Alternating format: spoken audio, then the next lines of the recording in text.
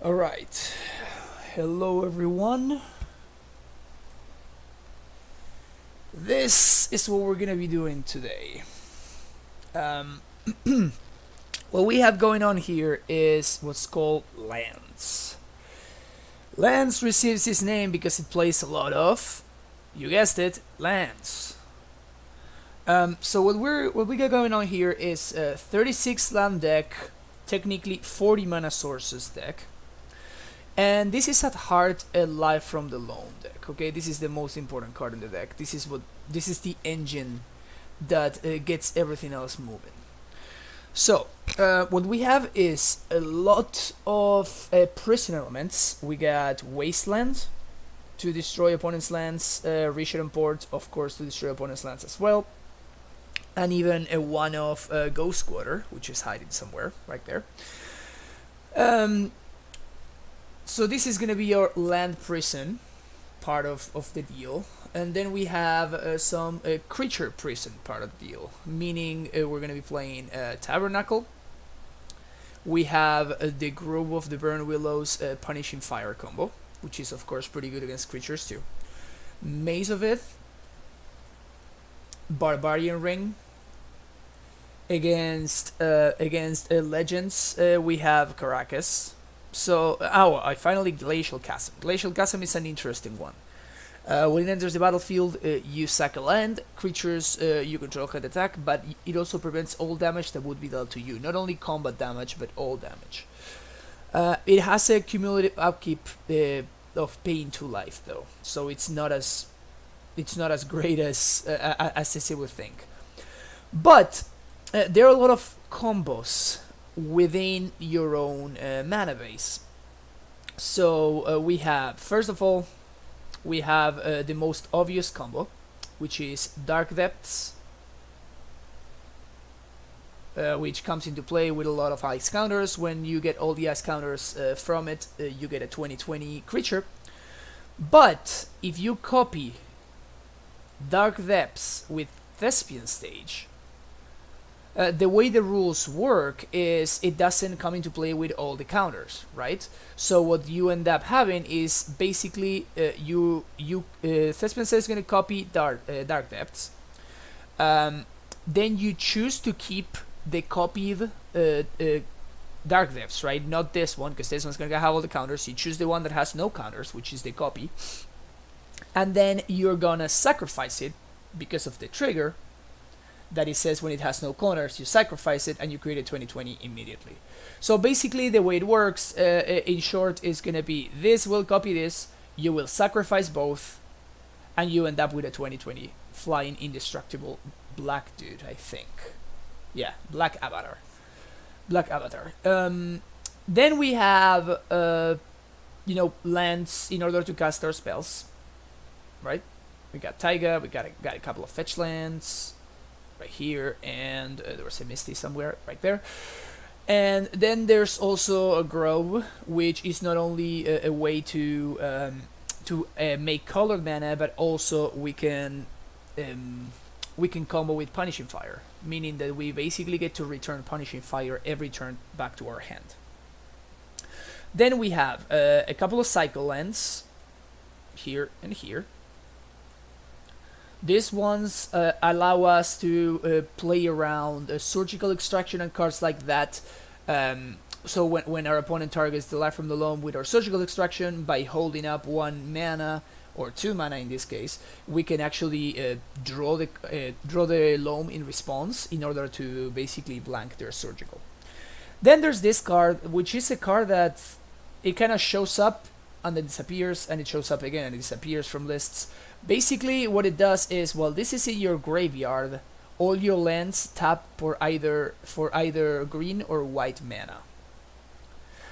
So cards like Tabernacle, Maze of Ith, cards that lands that do not actually tap for mana now actually add mana.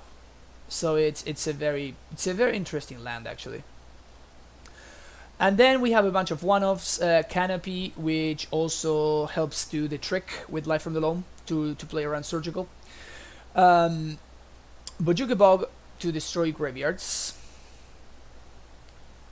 And oh, Barbarian Ring. The good thing about Barbarian Ring is that there's two cards from Death and Taxes that are an absolute pain for lands to deal with.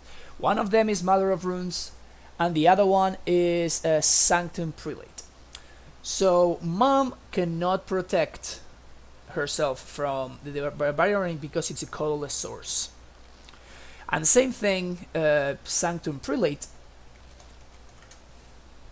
is this guy right here. What it does is you choose a number and no creature spells with that mana cost cannot be cast. So what Death and Taxes player will do is they will name 2, and now we cannot cast neither Loam nor P-Fire. So where is it? What Barbarian Ring does is it basically gets around that. It's a way to deal with the Sanctum Prelate without needing to use a 2 mana cost card. Then we have Mox Diamond for ramp. Also, Mox Diamond destroying our, discarding our lands, and they're getting them back with Loam. It's a pretty sweet combo. We have seen this interaction in 4-color Loam, which I've streamed a couple of times already.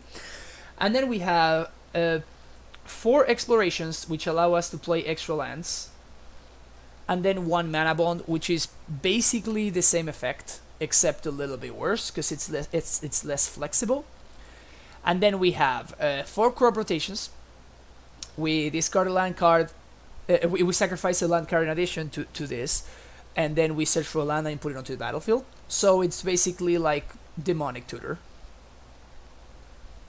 But it puts the land into play. That's very important because sometimes post board you see an Ancient Tomb here, so you can pay 1 and sacrifice the forest to go get an Ancient Tomb, and that's basically like ramp, which if we're playing, let's say that we have stage and depths in play, we can actually combo right then and there. So that those kind of plays are gonna be interesting and might come up. Also, instant speed Bojuka Bog, instant speed Caracas, instant speed go get a Canopy and cycle in response to a Surgical. There's a lot of play with crop rotation, and of course you can also activate crop rotation in response to a wasteland or something like that.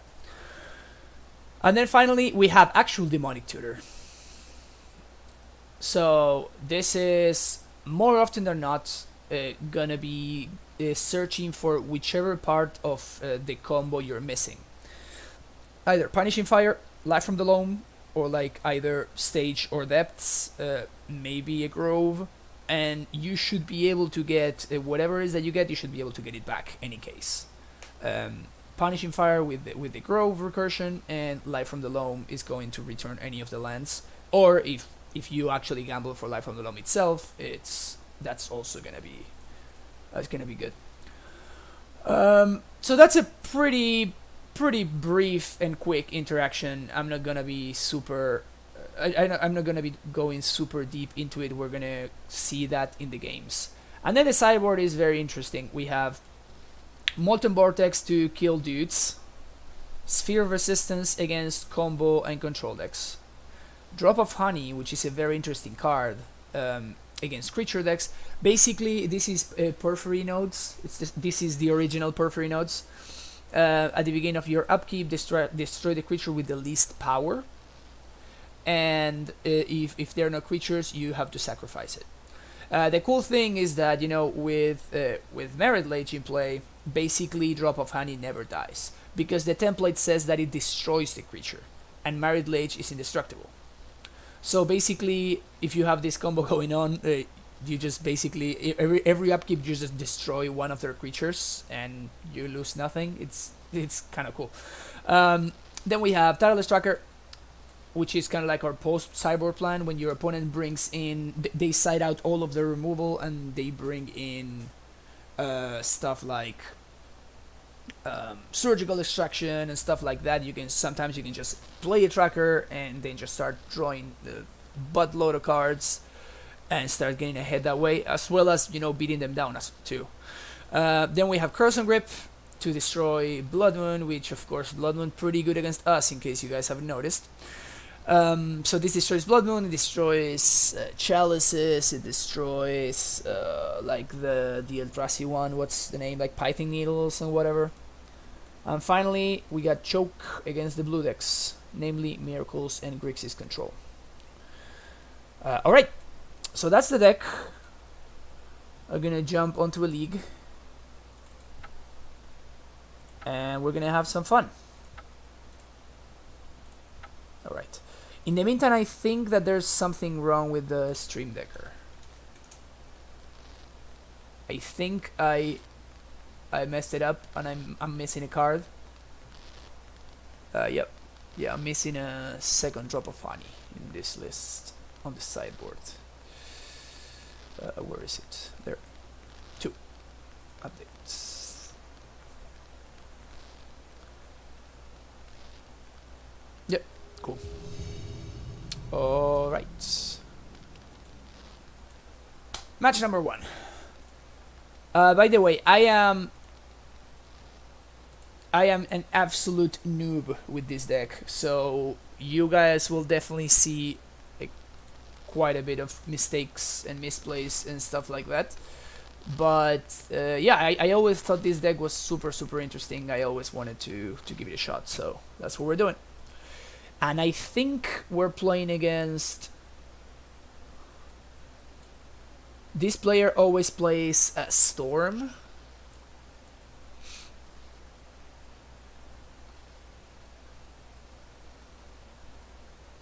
I think I'm gonna keep this. I don't even know how we beat Storm, honestly, in game 1. Maze of Ith, that's absolute... I guess it's it's fodder for Mox Diamond. So I'm going to start on Mox Diamond, gamble for Loam, and then I guess hold up Wasteland. Next turn I can play Port and start porting my opponent.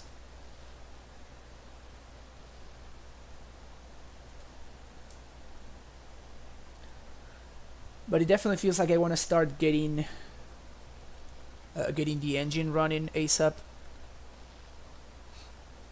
Maybe I should have mulliganed this hand against Storm.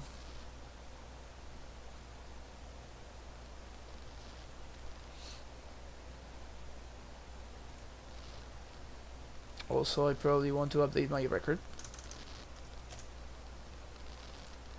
There we go.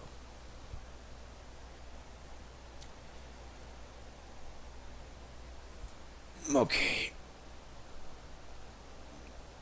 My opponent is analyzing.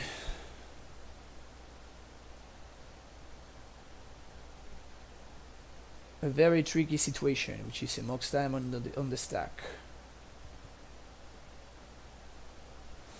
They figure it out.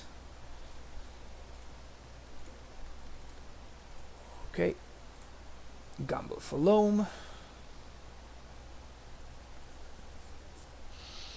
I guess we got Bojukebog as like mild interaction.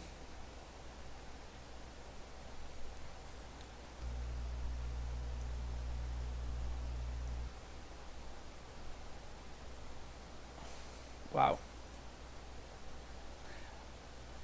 Kind of feels like my opponent might be double queuing or something.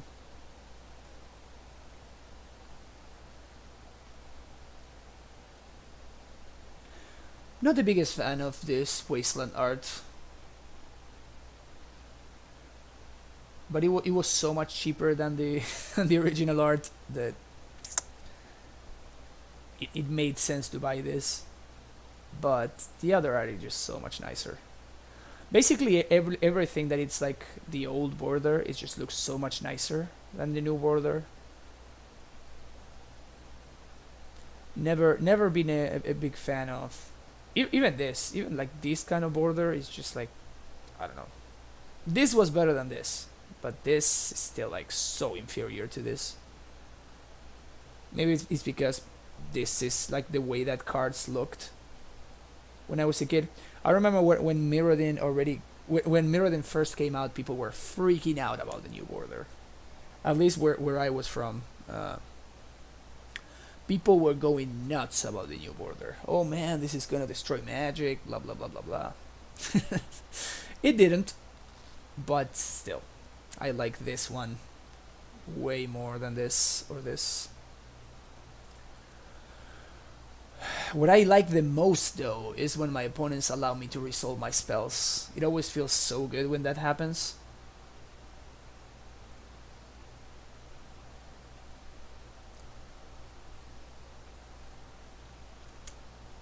This gamble's been on the stack for 3 minutes at this point.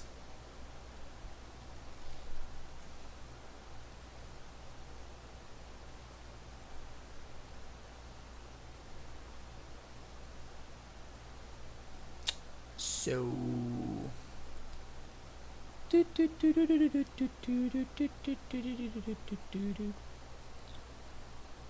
opponent, I'm gonna give it a question mark. Actually, this gives me a chance to go get my water bottle. I'll be right back.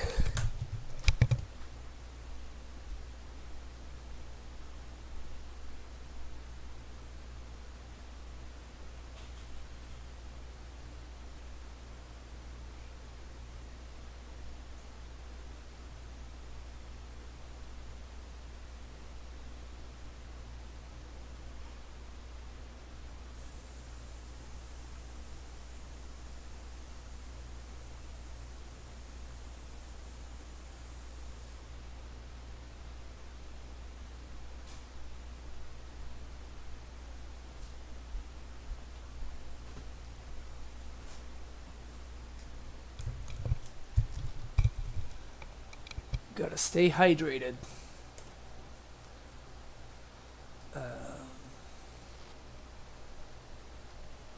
Well, this is awkward.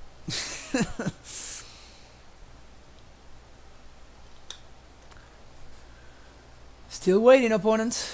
Oh, they lost connection. There we go. Figure it out.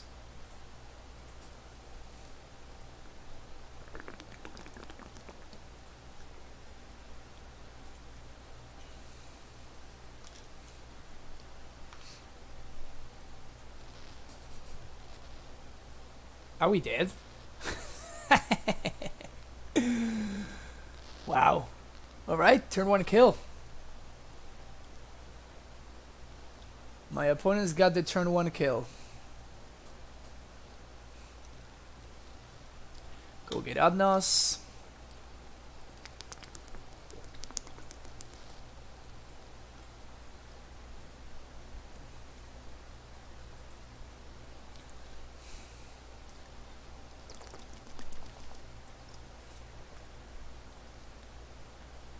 That should be enough.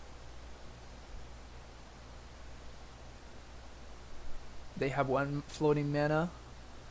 That's 3, 5. Yeah, that should be enough. Is it though? Maybe it isn't. I mean, they know they're playing against lands, and yeah, they maybe it's not. They know they're playing against lands though, so I'm not gonna be like.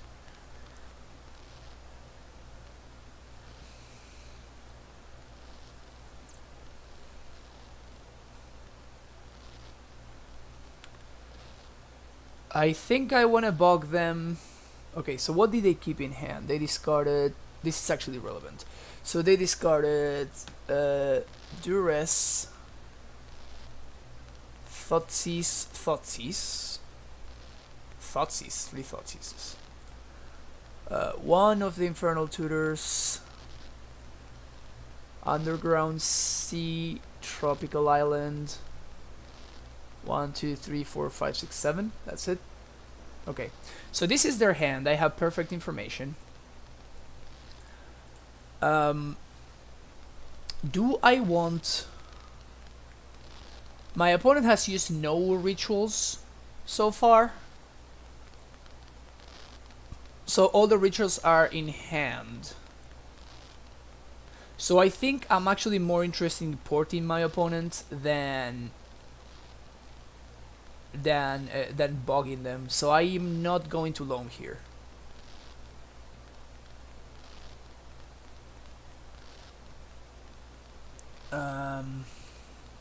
I definitely want to play port, and I can gamble for like P fire maybe. Hey Arkan, how's it going? We're playing some lands today. We just started the stream. I think I definitely want to port my opponent. Whoops, no, this. But the question is, do I gamble for something? Probably I can wait until next turn, and I can gamble for P Fire.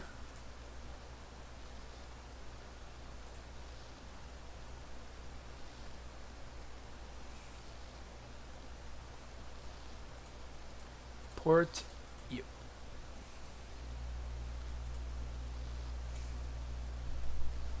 Maybe actually I should have gambled for a second.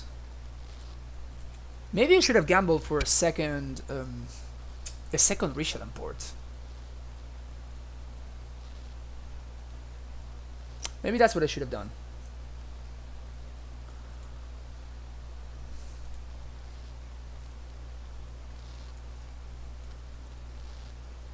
They put 2 cards on top. Yeah, not looking great for the home team.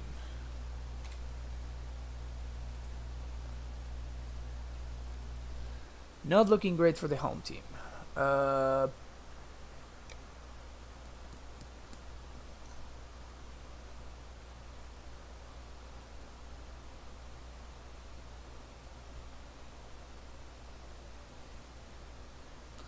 definitely want to top them on upkeep.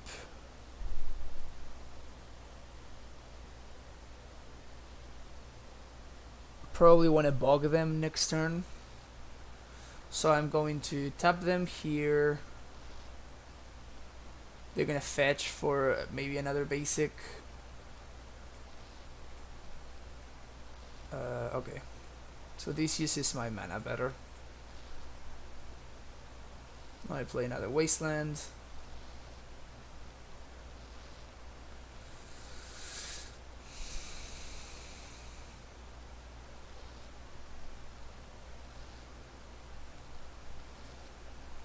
Feeling pretty dead here.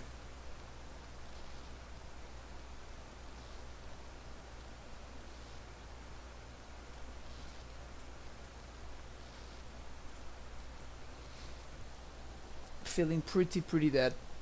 Next turn I can bog my opponent, but I guess that stops some of the Cabal rituals. But these Dark Rits are still gonna get there. The good thing is that they need to use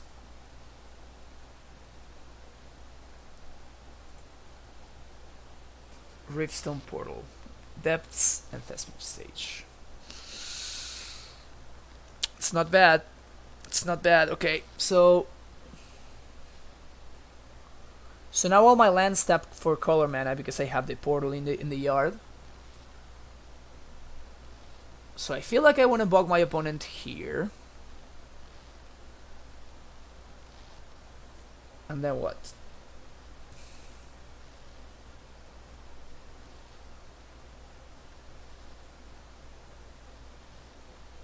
Then I can probably gamble for...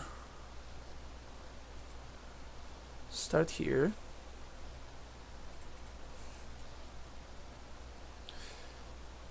Gamble for another port.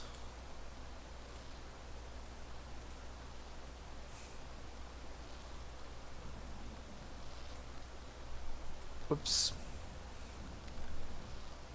Maybe gamble for exploration. Once I get exploration going, it's gonna be much better for me. Alright, let's gamble for exploration. Yep, that's... Yep. That's how it goes. Alright. Next turn.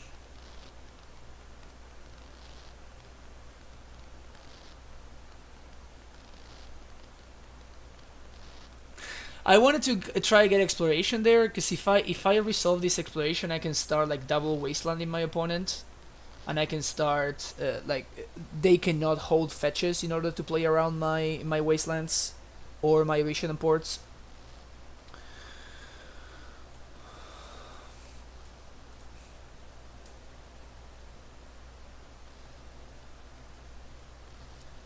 This is pretty tricky though. It's pretty tricky. I definitely want to tap Swamp again. The reason I'm tapping the Swamp is that now I'm forcing my opponent to like use this to fetch a black source. Never mind. So now I don't think it matters anymore now. So why I was doing that is because now if they are using this to get a black source, that means that they don't have a red source for this. That was my reasoning. Good stage and depths, and I probably don't even want to get the Riftstone Portal. Can do 1 and green.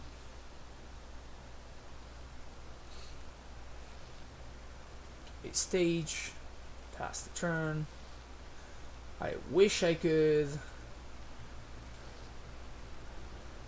I wish I had enough mana to like copy the swamp, copy the.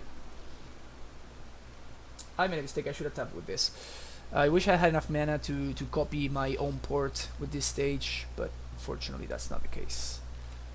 I think my opponent's got it now, and probably my mistake of tapping this might cost me. Hopefully it doesn't, but it's quite likely it will. Yep, it will. Wow, that was so stupid. The puns had already begun. The puns have already started.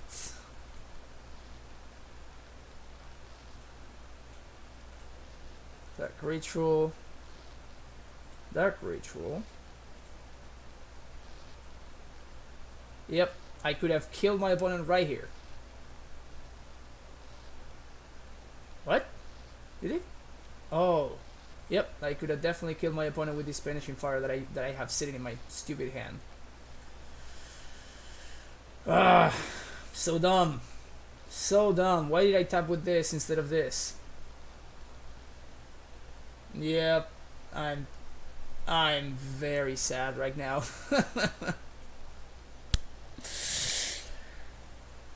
I'm so sad. Anyway.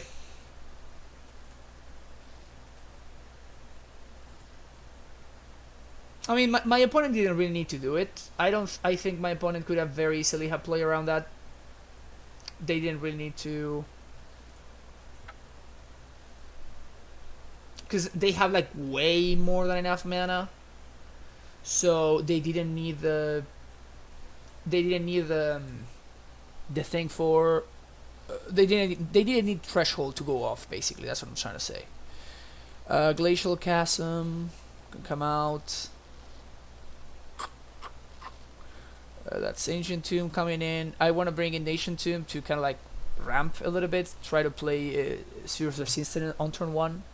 Give myself better chances of playing Sphere of Resistance on turn 1. We can side out the Maces. I definitely want to leave in the Knuckle. Wastelands stay in. Probably can side out a couple of B-Fires.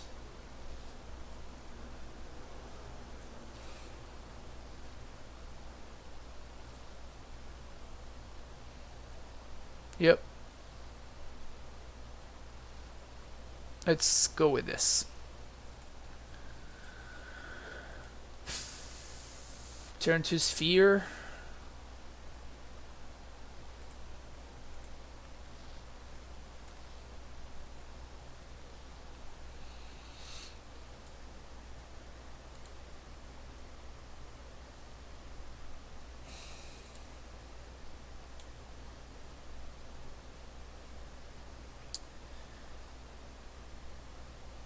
Let's say I play Mana Bond on turn 1. What does that do for me?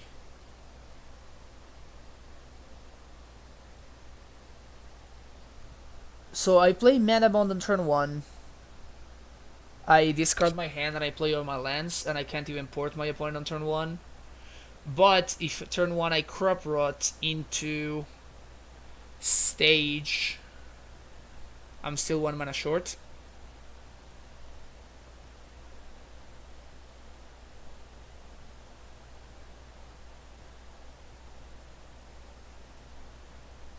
Oh yeah, walk airplane, nice. Yeah, I think this deck is really sweet. But I think it's extremely hard, and I'm very bad at it. So I'm sorry. I'm sorry for for making it not look good. Uh, I mean, I'm gonna put this on top, and I will more likely than not be flushing, be shuffling that away.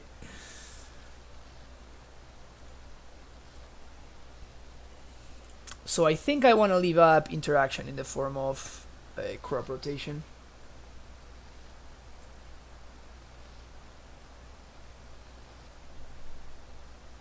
Yep. You gotta be kidding me. Is my opponent gonna turn one me again? Is there a lot of lag?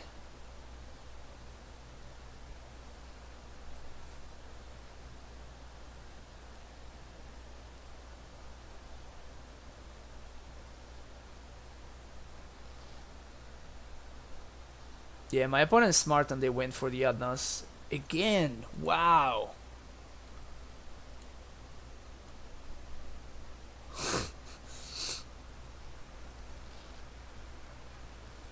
Wow. Turn one ad nauseum, back to back games.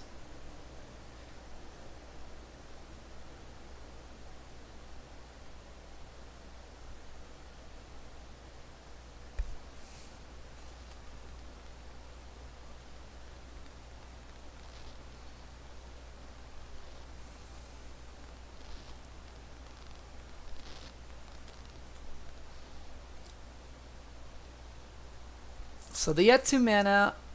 Now they only have a single ritual though. They don't have any more rituals, so I think I bog right here.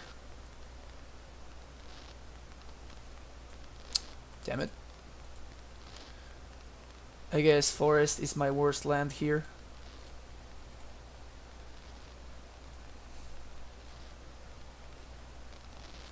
Damn it. Bojuka Bog.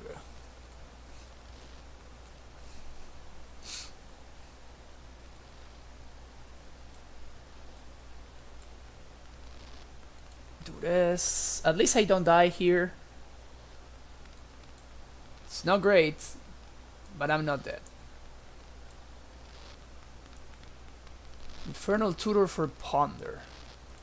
Okay. I guess I start porting.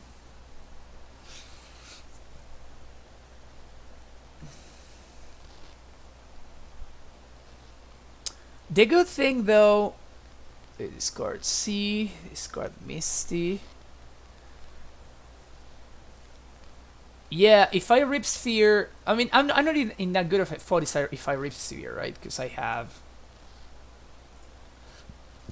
have a decay. So what I'm trying to hope here is that my opponent is now slow enough and they don't have enough stuff going on. They discard the Swamp and the other Duress. And I just rip a stage, right? And I can just like combo my opponent. Preordain.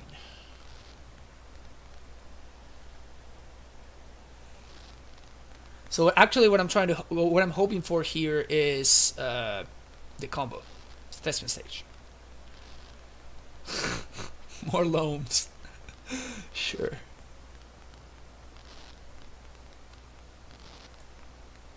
They did 1-on-1 with the. Yeah, I'm not feeling hopeful here. This were not great draws either.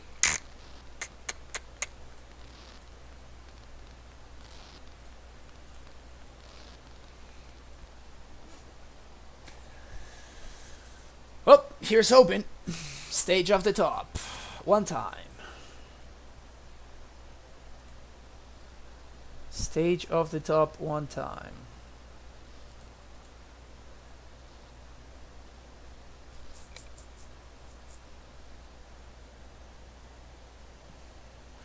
I am using the list that finished second at the latest Grand Prix. Okay, so here I can play Mox, discard Knuckle, Loam back all 3 lands.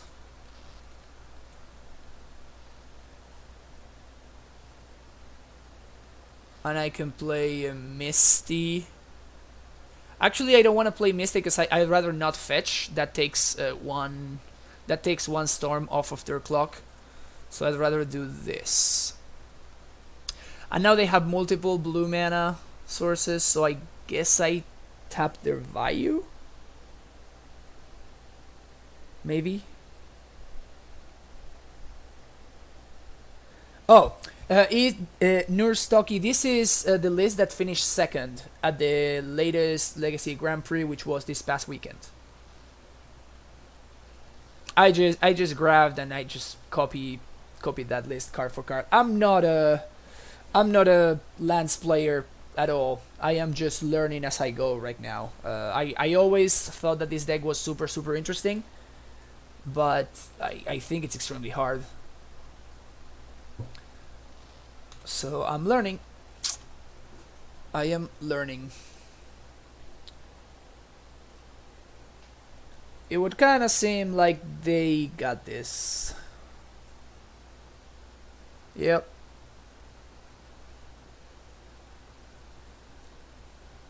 Yep, they definitely have it.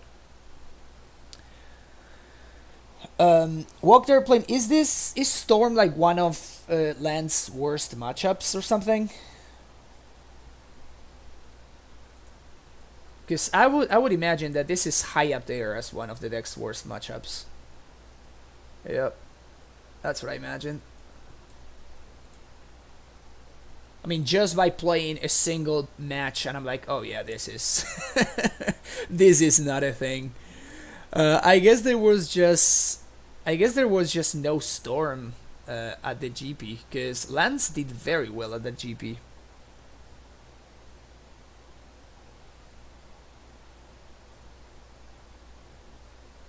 Yeah, the list that I'm running is running only the 4 spheres. 4 spheres and the Ancient Tomb. That's it. So it looks like it's a hopeful list. Okay, let's see what we got going on here. This gamble is gonna turn into a Loam, so that's a good thing. The only green source we have is a Tranquil Thicket though. But we have Crop Rot and Wasteland and Port. Is this a keep? It seems mediocre but keepable. Is that what it is?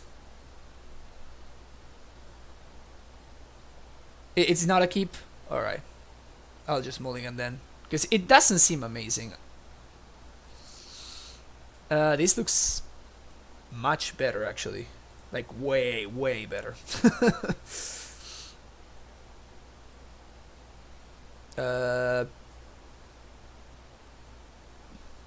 Huh.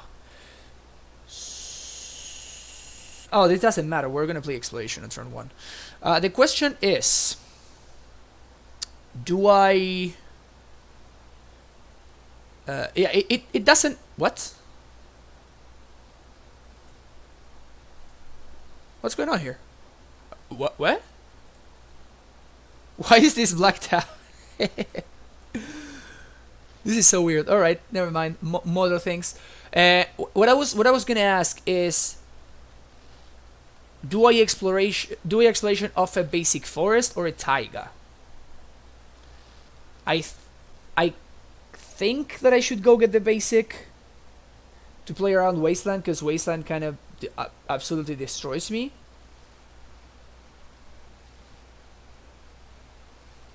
But I think I might actually need to taiga so I can gamble next turn. I think I'm gonna force to do this.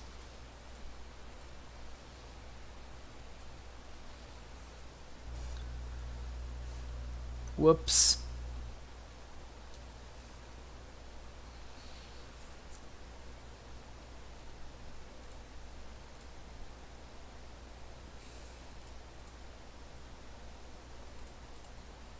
So I'm definitely gambling for Loam. Discarded the Loam. Sweet. Play stage and pass the turn.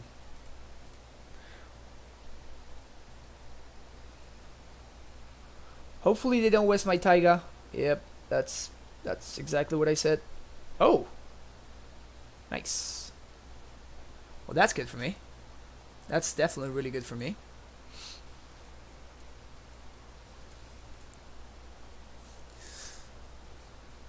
Yeah, I think we are not in an awful spot at all right now.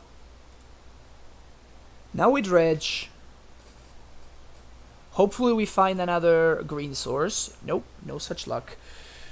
But I'm going to wasteland my opponent's wasteland. Going to loan back both of these lands. Going to Misty, and I can, I guess, do I need another exploration, or do I rather... Oh, I already have a P-Fire, so that's great.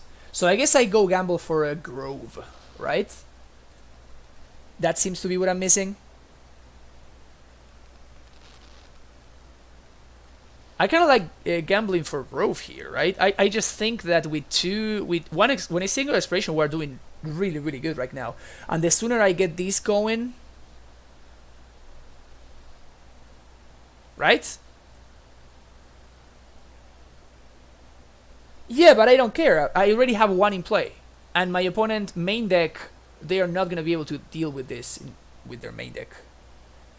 You will play exploration? Alright. So I can get the Grove going next turn.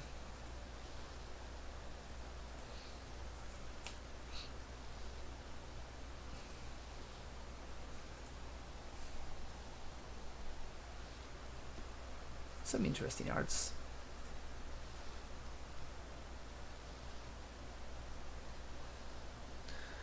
Definitely Loam in here.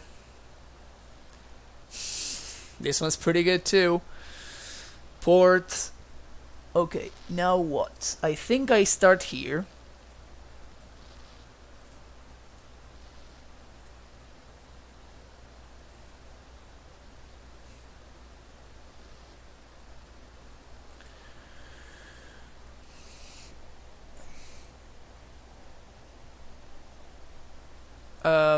I assume that I'm gonna be gambling for exploration here now. Gambling for Grove, I mean.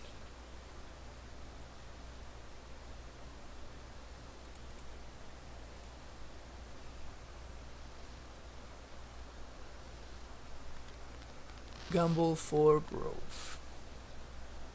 Nice. So we play the Grove. And I guess we play the Mace. And the Port. Wow, this is beautiful.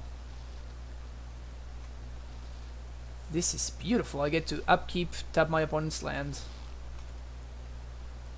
Alright, I'm going to start playing a little bit faster because we're like 4.5 minutes behind my opponent right now.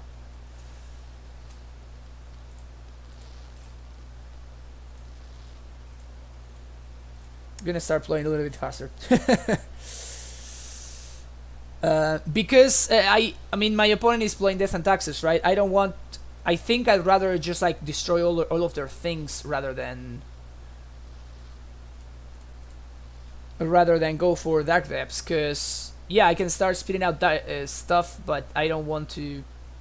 I mean, my opponent has so many answers to Dark Depths, right? Flicker Wisp. I want to start like getting my lock down before I try to go for Depths. Canonist. Main deck Canonist. Alright. Dredge Loam. There it is.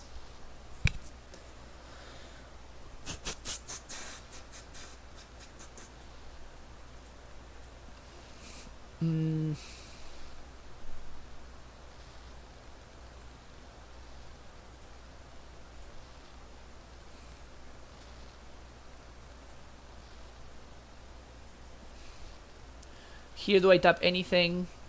I have 1, 2, 3 and depths and 2. So no, I don't have anything. I can combat end of turn. Pre-shot and port. That one's getting wastelanded. Yep, you tapped my mace.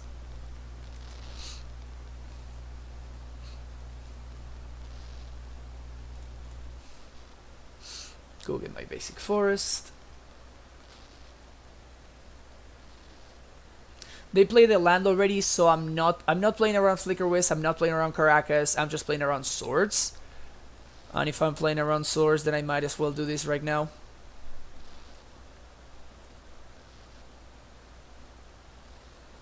Keep this one.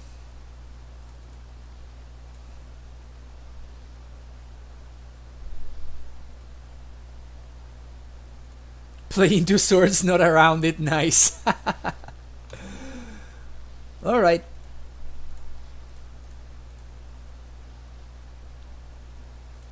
I guess I'll kill that one. Take 5. Sure.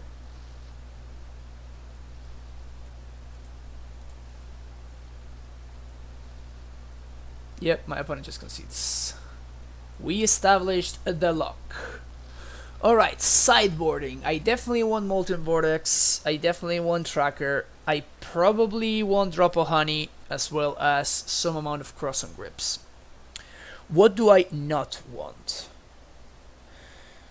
Mox Diamond seems like I can cut a couple.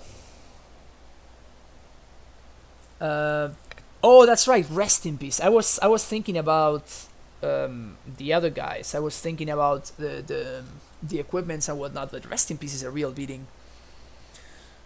Gideon ally. Don't cut diamonds. Really? Not cut diamonds? But they flicker my diamonds and then they just basically destroy them, right?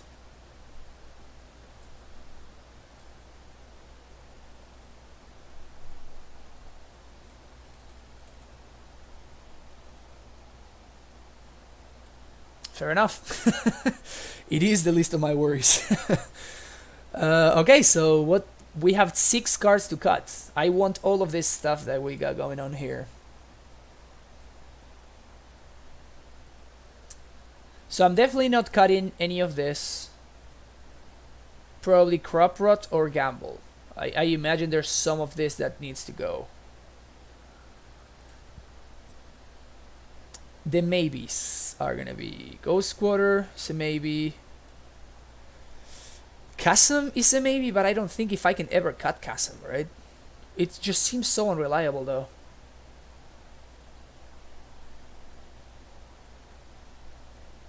That makes a lot of sense actually. Cutting 1 Dark Depths makes a lot of sense. Yep, cutting 1 Dark Depths makes a lot of sense. Especially since it doesn't add mana.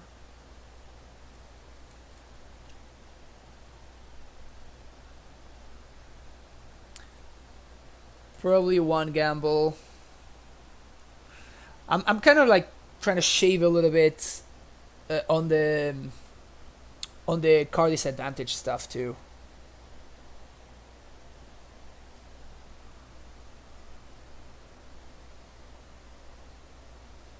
So we're missing 1 card. I really want to take out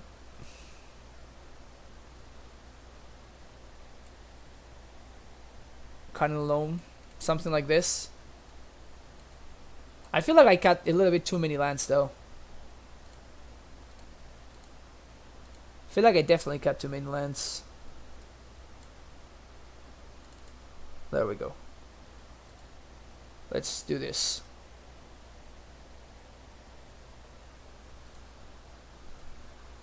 Yep. I think I definitely cut too many lands.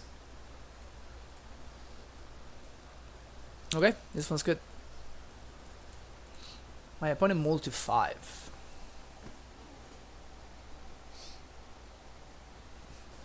Cross and Grip seems like a card that I definitely want a single copy of at least.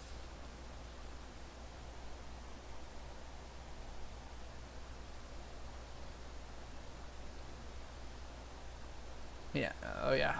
Speaking of cards that I want to destroy with, with cross and grip.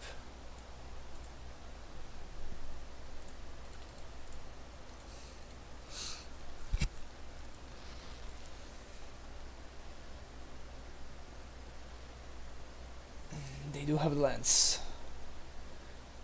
Yeah, but I have answers to the revoker, so I think I'm gonna be fine. That's not bad. Sure.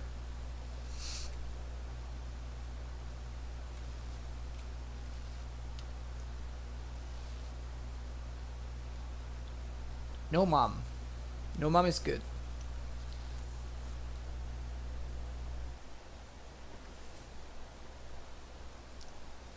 Dude, Nurstocky, I have no idea what I'm doing, okay? I never... I never said I had any idea of what I'm doing. I just want to get that out of the way. I have no idea.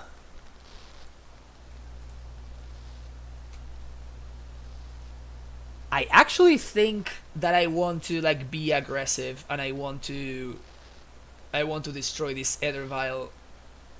What do you guys think? Do I destroy the vial or not?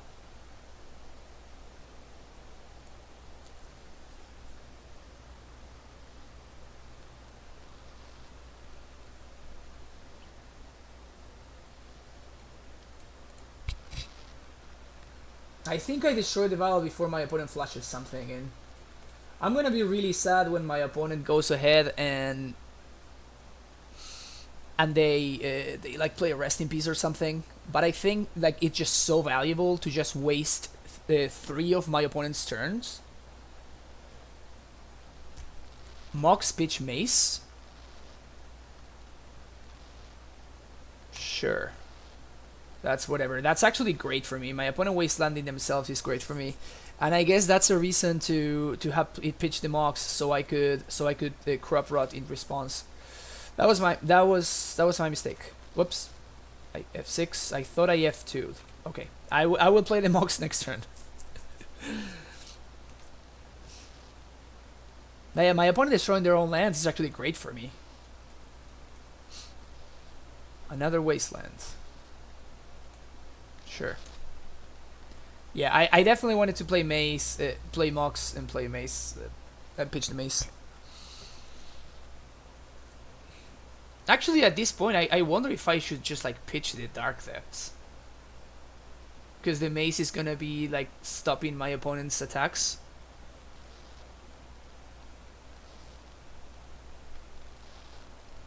So now they revoke the Vortex, that's fine. Loam would be excellent here. Loam. Loam. Taiga. Playmox Diamond. Peach. Oh, I can Peach. Next turn I can go for the... Oh no, I cannot go for the combo. Definitely cannot go for the combo.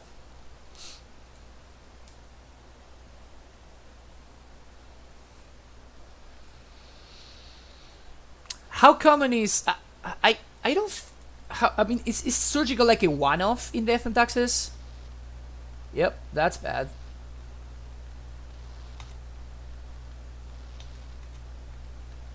That one is bad.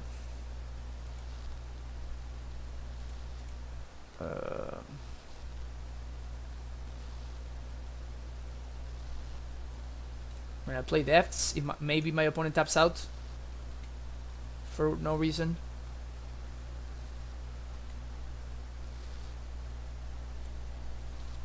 Oh, Fairy Macabre, that's right. This is nice.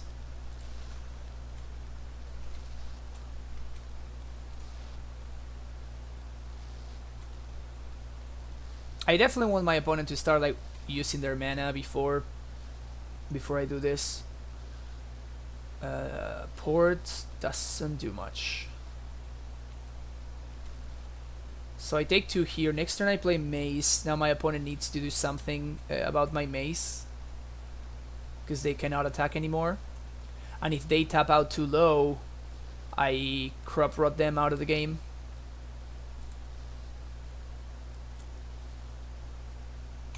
Sure.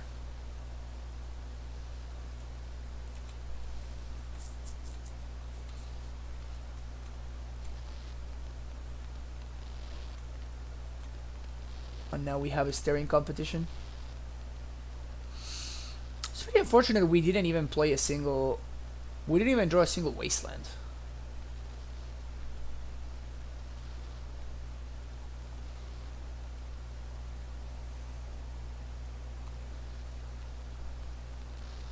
Yep.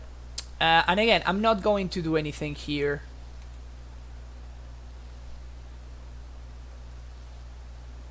Sure, play Taiga.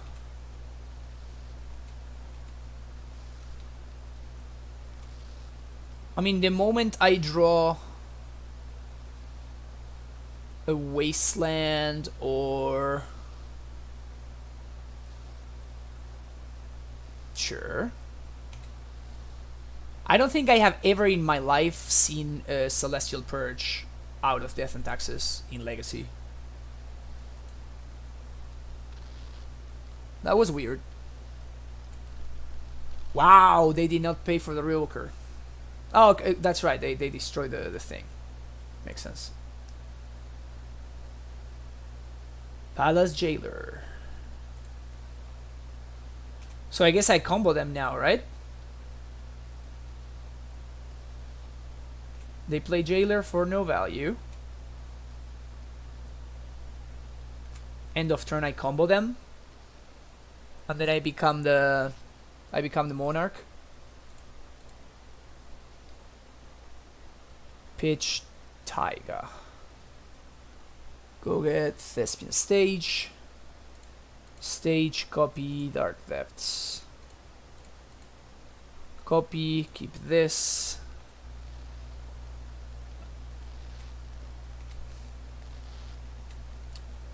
Not pay.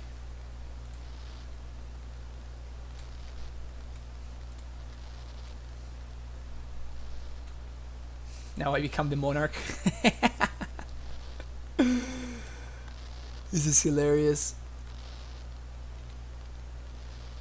Ah, now I draw the Wasteland for the Caracas. Damn it.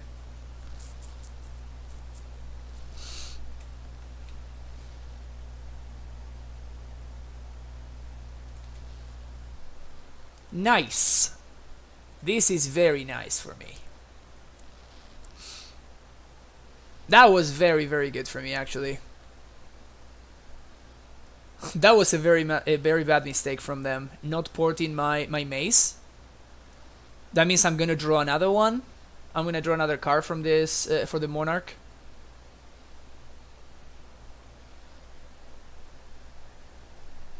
Why mace my merit? They just bounce it. This was way better, I think. Now we're still the Monarch for yet another turn.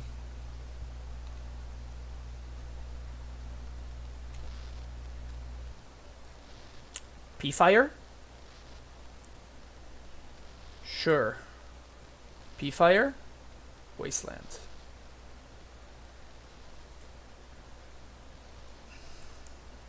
I really don't want to cycle here. I'm definitely wasting that port though.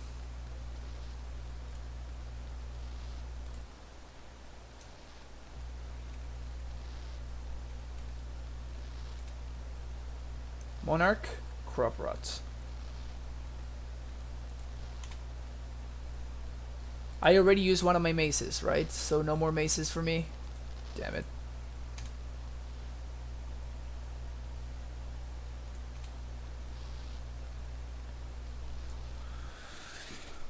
I don't have any more maces. I think I just need to let it go. Now my opponent starts drawing 2 cards a turn. Yikes. Stoneforge.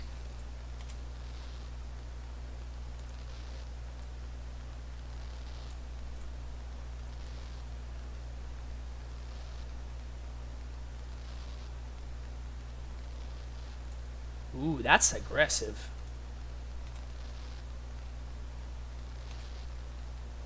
That is very aggressive. Now I draw the wastelands. Little bit too late, bro. Little bit too late.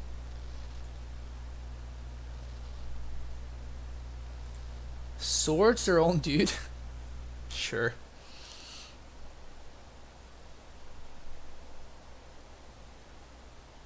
Yeah, I took out Chasm.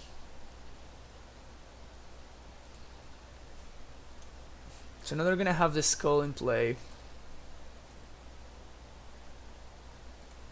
Yeah, yeah, it makes sense why they did it, but they also wasted one of their swords when I already destroyed two of their Caracai, however you say that. Give me something. Give me some love. P-Fire, you are exactly one turn too late.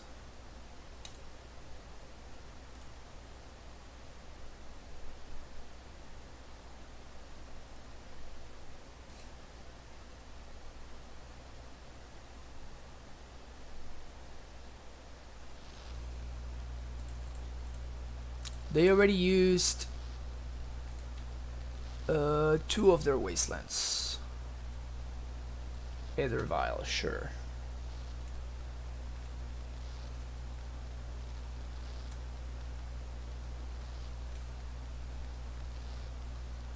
P-Fire, please. P-Fire. Exploration. Sure. Exploration sounds great on this board.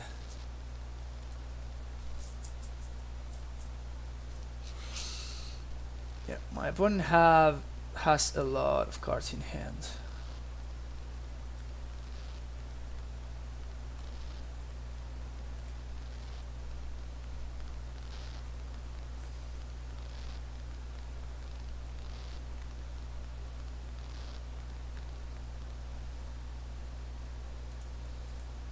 Yeah. Yep, Macia.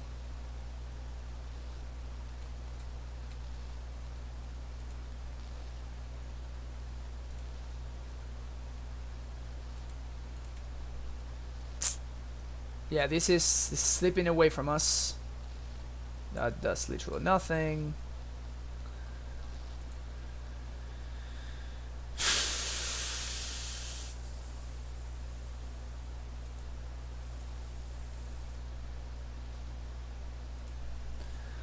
Definitely slipping away.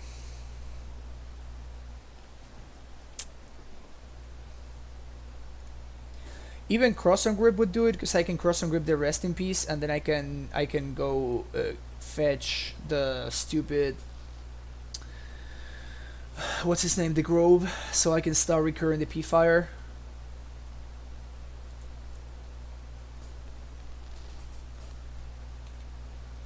Yep, that's bad. That's real bad. I think my opponent's gonna get out of it.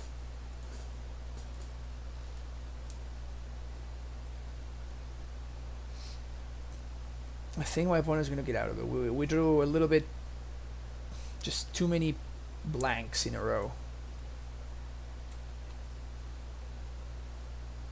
Yes, I'm gonna mace you. Okay. Fetching for Thalia is interesting. Thalia resolves. Sure. Something? Nope. The worst part is I have not drawn a second part of the combo, so I can't even go for it anyway. Yeah, that's what I'm saying, Norsitoki. I want to draw a cross on grip, so that then we can start recurring P-Fire. I know. Otherwise, I would have crop rotated for a Grove like 5 turns ago or 6 turns ago already. Probably more. We're in turn 16. That's insane.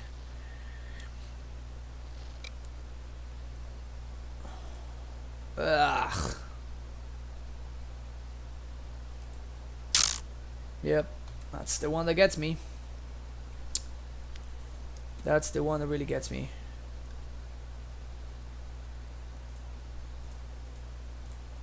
Do this right now.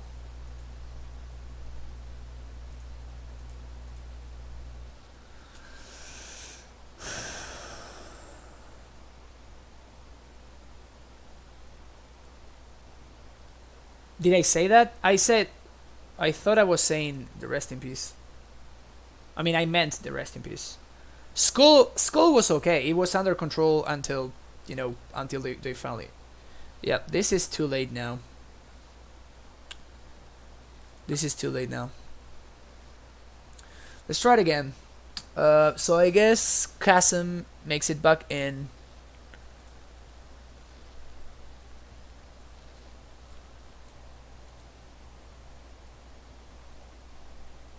For another crop rot, maybe? Something like this. Oh, that's right, I'm playing the drop of honeys. That would have been nice to see at any point that game.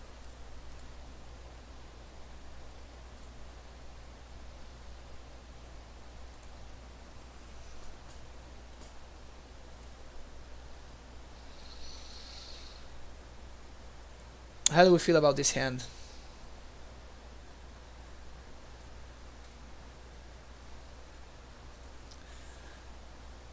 Not really sure about this one. I guess I'll keep. But we need quite a bit of help. Quite a bit of help. Maybe they will wasteland me on turn 1. That would be great.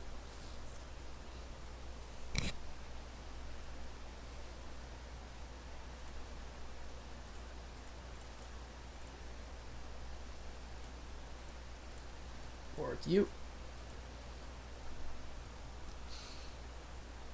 Can start doing the thing. The thing we do. Gonna be wasting that. They drew the vial.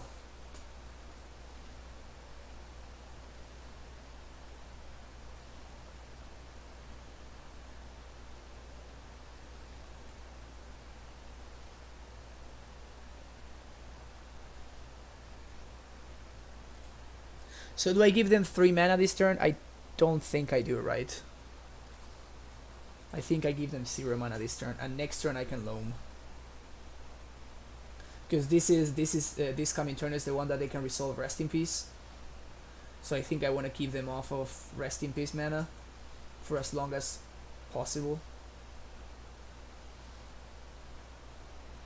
Are they going to Surgical Wasteland? That's so aggressive. Why would you Surgical Wastelands? Sure. I mean, I'm actually happy about it. Like, they just wasted a surgical that could have gotten my Loam on a wasteland.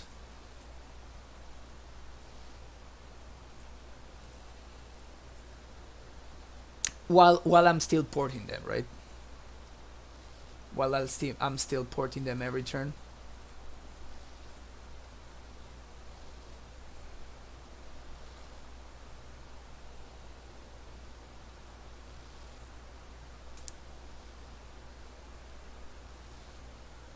Caracas, sure. Can play around that Caracas.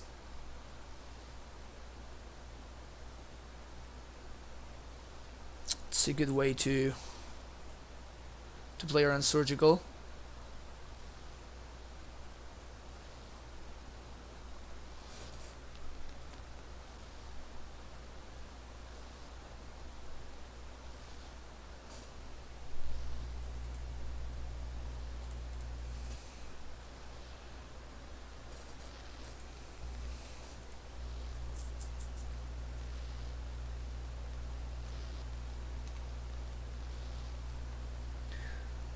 Alright, no more Wastelands, so from now on I'm gonna start tapping my opponent's Caracases.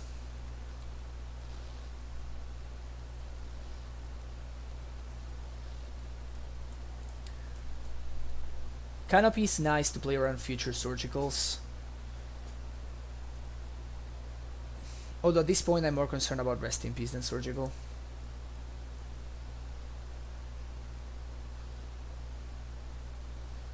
Wasteland doesn't do anything.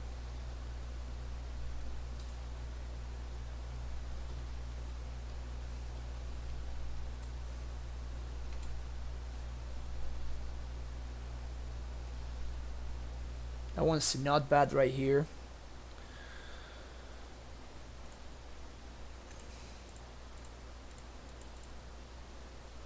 Start by loaming.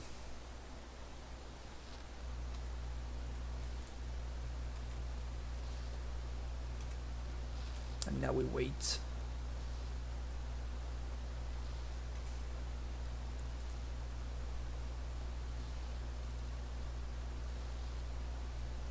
Revoker is fine because I can kill it with P-Fire, so that's okay.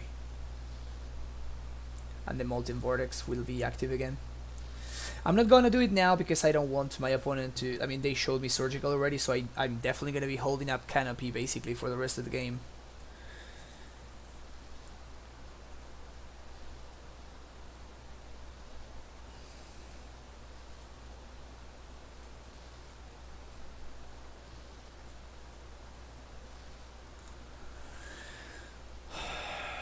Okay, 3 cards. Three counters in the vial, I mean. I guess my opponent can force the issue with the Wasteland on the Canopy. Force me to draw. Another Revoker. Okay.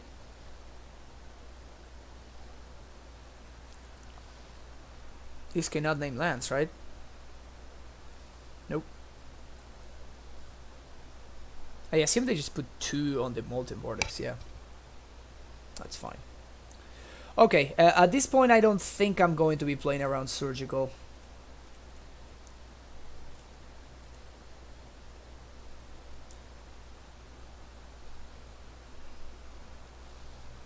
Wisp their own Revoker.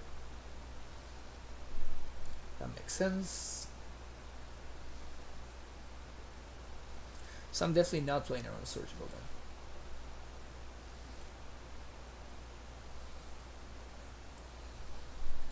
Riftstone is not a bad one actually. Do I...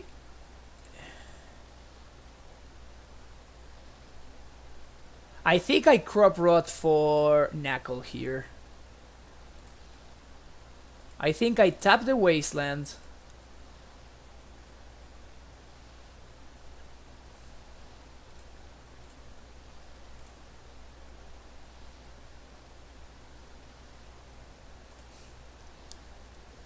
Crop rot for Knuckle. And I guess... Oh, this doesn't fetch anything anymore. Which kind of sucks. We just drew a bunch of nothing and we died on game 2.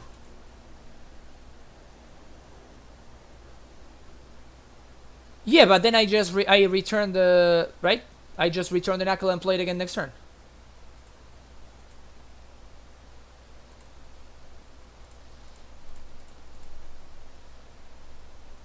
So I'm okay with my opponent doing that, right?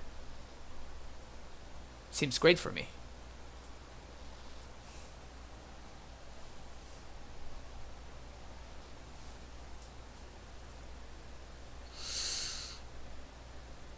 And again, the thing that I'm the most concerned about is no rest in peace, right? That's the thing that's gonna get me. As long as there's no rest in peace, I'm gonna be happy.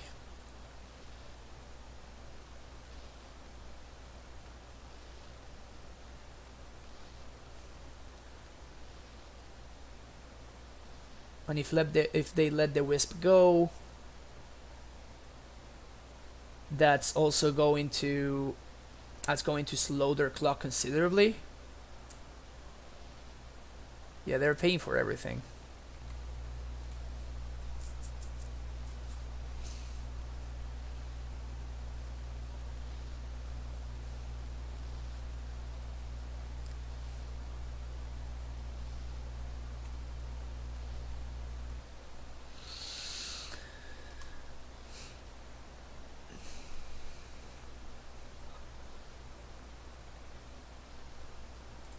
Okay.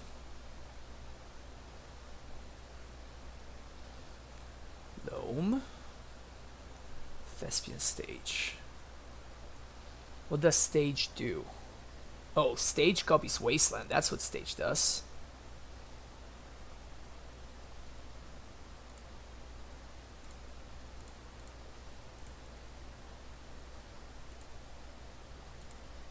Why, Ravestone Portal is actually being pretty incredible right now. We can also cycle.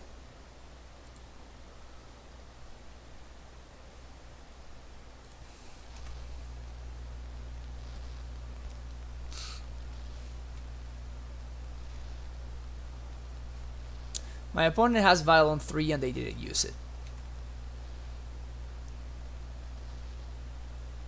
Seems like a win for me.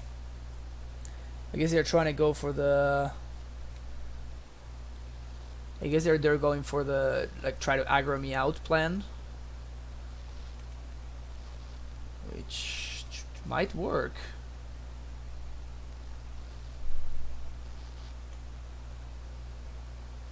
Might even work here.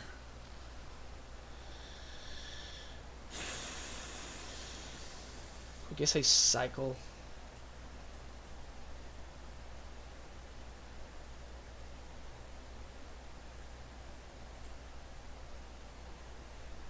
Too late, bro. You're too late.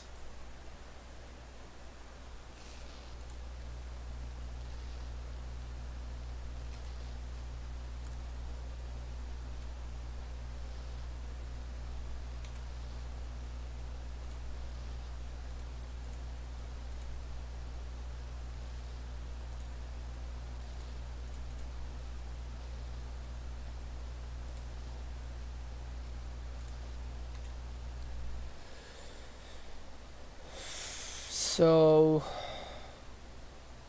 Chasm? No, because they have Wasteland, so Chasm doesn't do anything. Oh no, Chasm with stage is fine. So I can pay 2 to Loam. I play Chasm, and then stage copies Chasm, so it's actually better for me to draw with a Loam, because it draws me more, it finds me more cards. Yeah, these maces are just a little bit too low, too slow to the party.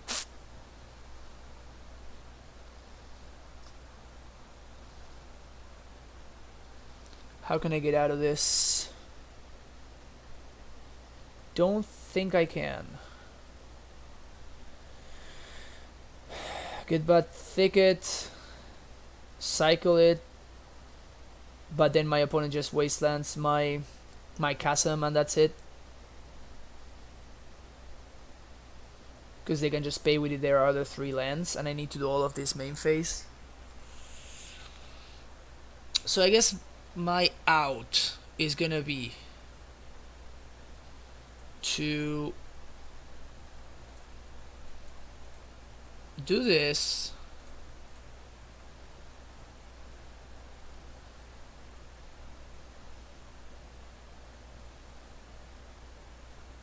I need to cycle exactly into crop rotation with this.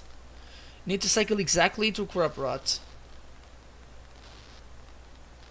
And I need my opponent to tap their wasteland. It's not a great plan. it's not a great plan, but it is a plan.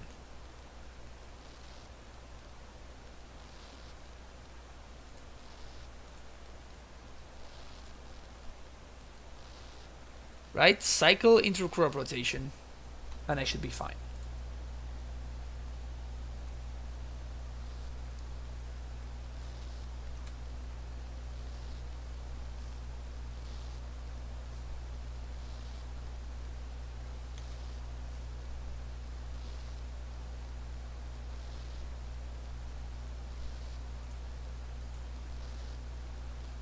Yep, Chasm is definitely in the deck.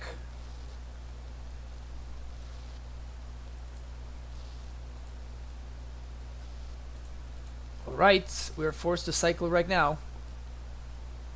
Intro crop rotation. That's not crop rotation. Oh, this guy. This would have been nice to draw with this Punishing Fire we got going on there. Yep, we died.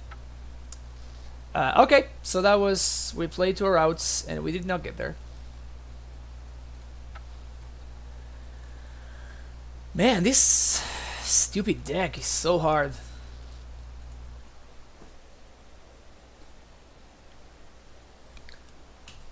Stupid deck is so hard. To be fair, I want to repeat that I am not good at the deck. I definitely made multiple play mistakes on that game, on both of those matches, and probably I also sideboarded poorly as well. So I just don't want people just saying, "Oh, maybe this guy sucks at this deck." Is like, yes, this guy sucks at this deck. I'm trying to learn. That's why I'm playing.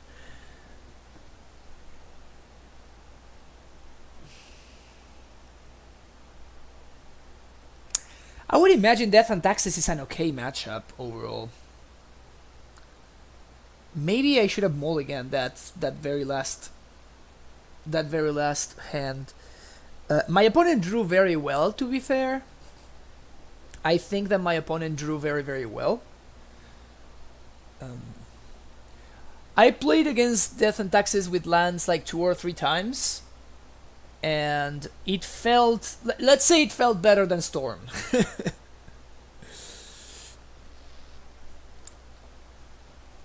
When I think of bad matchups for lands, I'm thinking Storm, or like something like even like Sneak and Show can be pretty tough sometimes. Any deck with Blood Moon can be a real pain in the ass, especially like the mono red Blood Moon deck.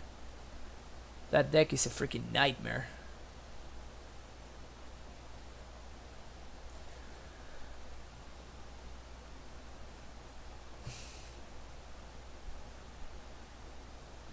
Yeah, I can see Snake being Land's worst matchup. I can definitely see that. They have like answers for everything that we're doing, and we don't have for what they're doing. Especially the new lists with like the stupid omniscience. Those seem extremely tough for the Lance player. Before, when it was all about like show and tell and sneak attack and that's it, I think that Caracas and like crop rotation for Caracas kind of saved your ass more than once in that matchup. But now with people running with people running omniscience, it just feels like absolutely miserable. Same thing with like Four-Color Loam. Like this kind of like Loam decks just really suck against sneak and show.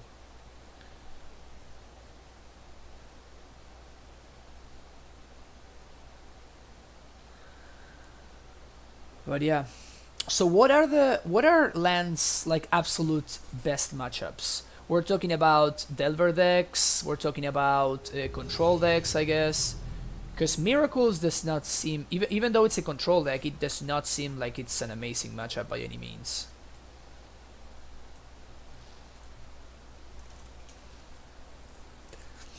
So this hand looks like it really wants to draw a Loam. Is this a keep on the blind?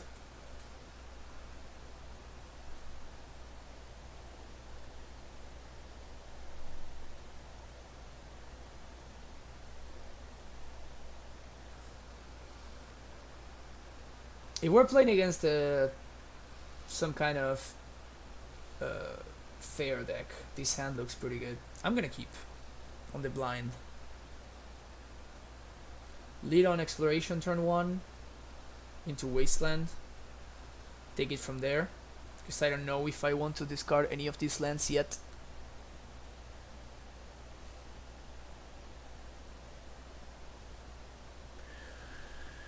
Yeah, but locking Miracles out of lands with Ghost Quarter is just insanely hard unless you have against the deck with Surgical Distractions, right? Unless you have like some kind of Chalice on one going on.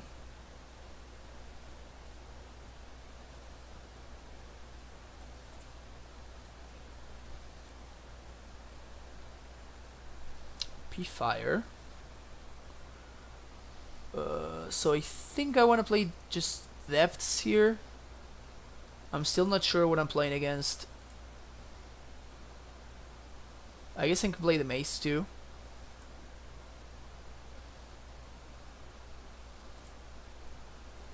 Nah, I'll just wait. I have exploration, so I can play multiple lands in the same turn if I want to.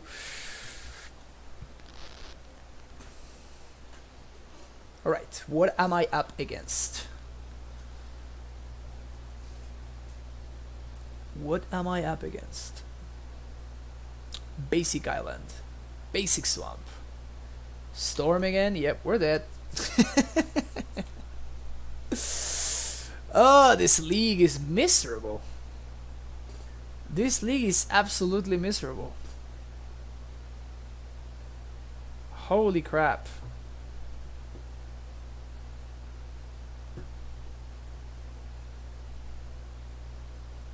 I love how they even have like the basics, so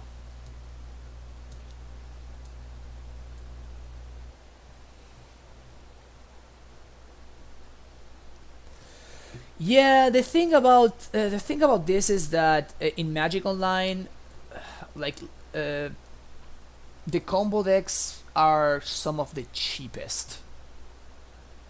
It's very cheap to build Reanimator. It's very cheap to build, comparatively speaking, of course, right? I mean, it's not like it's insanely cheap. It's just cheaper. It's cheaper to build something like Storm than something like Miracles. Adnas. Maybe we get insanely lucky and we surprise them with this Punishing Fire. Does not seem likely.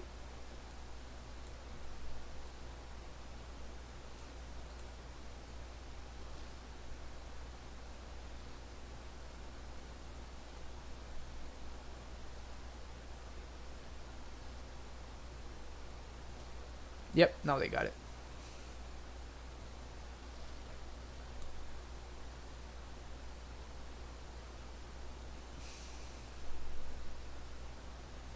Why are they still going? They have lethal already.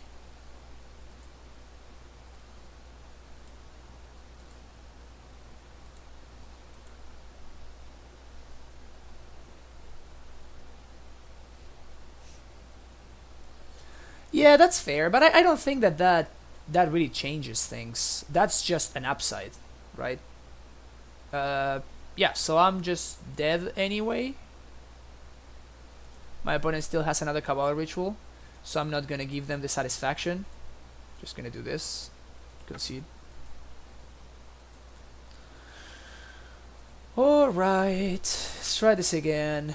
What did we side out last turn? Glacial Chasm and Maces. Mana Bond and Punishing Fire.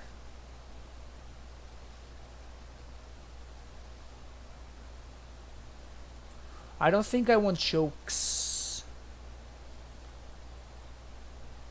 I mean, do I even want Knuckle? What are the chances that my opponent is gonna be... what are the chances that my opponent is gonna be bringing in Gobos against me? It doesn't seem very likely.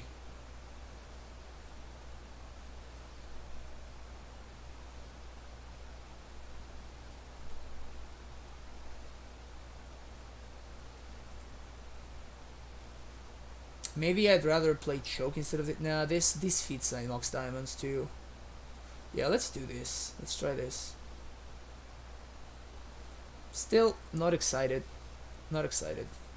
Alright, turn 1 Sphere. Sneap.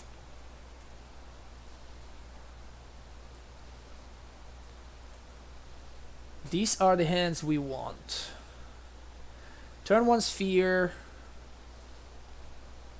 Turn 2 Loam, hopefully. We will need an untapped source in order to Loam. Because Loam is going to cost 3. So I think I pitched the depths. Is that correct? Because Shelter Ticket is at least like a delayed land that taps for mana, even if it doesn't just like straight away tap for mana. So I think I do this.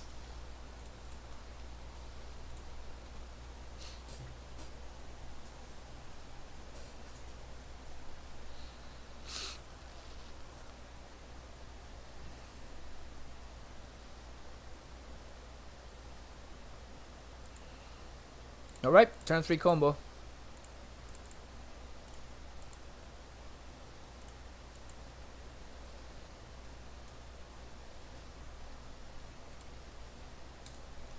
I'm just going.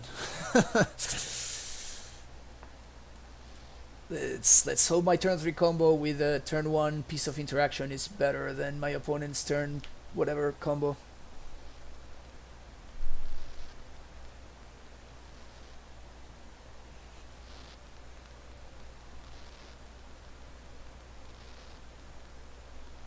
Turn 1 sphere on the play feels pretty good though, I'm not gonna lie.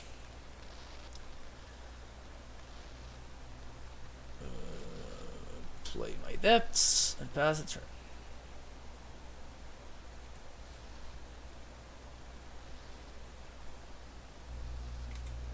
So I guess they will need to have a bounce thing. I mean, I'm going for it, right? There's no way I'm not going for it.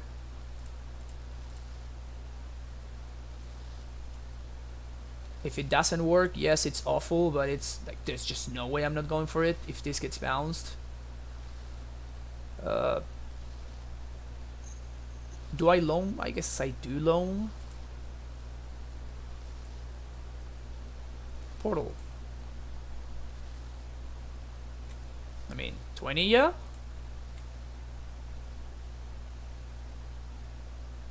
Echoing Truth. Alright, but that's an Echoing Truth that did not go towards my sphere. So I will definitely consider that a win. And we can combo again next turn. Stage and Ritual Imports. Sweet. So that's an Echoing Truth that did not stop my sphere. So my opponent is still gonna be a little bit stuck, hopefully.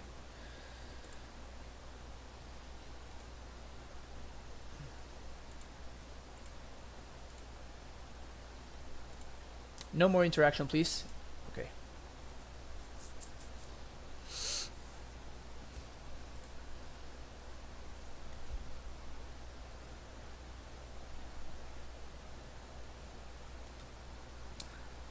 Well, they cannot submerge because I control no forests.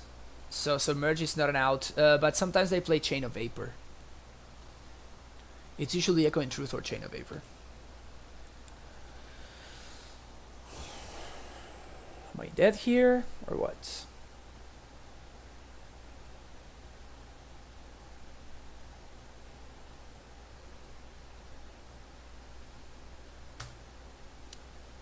Cabal Ritual.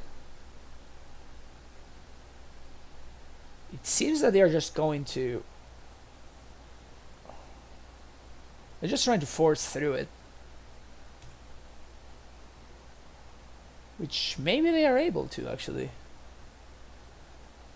They would probably need another Cabal Ritual.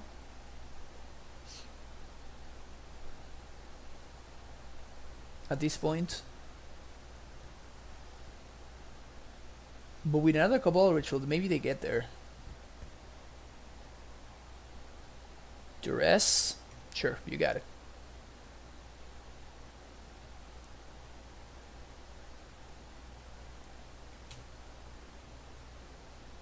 This is not lethal.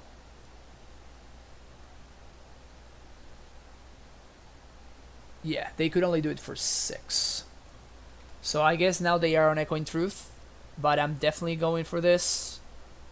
Because it basically forces their hand. And now they're down to 0. And then in 2 more turns we can rebuild. So yeah, this seems like we're gonna win this one.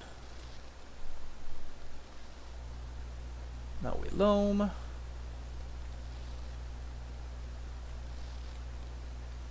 Alright, now they bounce this. And again, them bouncing this means they are not bouncing this. No, I'm fine. I don't want to sacrifice the land. Thank you. Thanks for offering. Yeah, so I just play the stage. Depths, stage, bog. And we're ready, good to go next turn.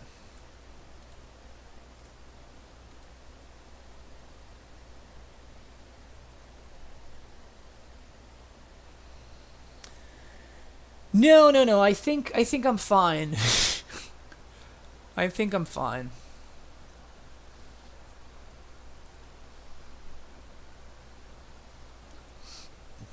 Look at that. We also have a punishing fire going. Whew. The value. We can grind them down.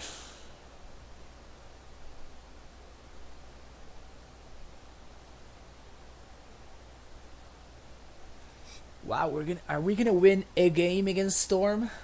This is so exciting. So exciting.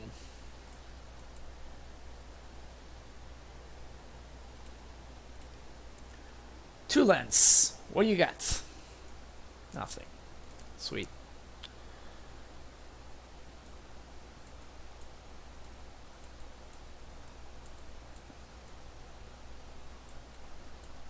Why is this so small? There we go. It's a little bit bigger. This is much easier to see. Anything else? Maybe we want mana bond instead of like one of these punishing fires. Just the fire seems so bad. Like hoping my opponent goes down to 2 in order to like shock them seems awful.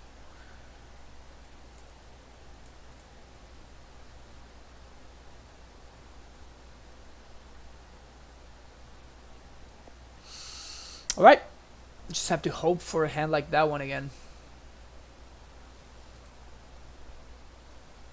This time on the draw though. Eesh. Ugh.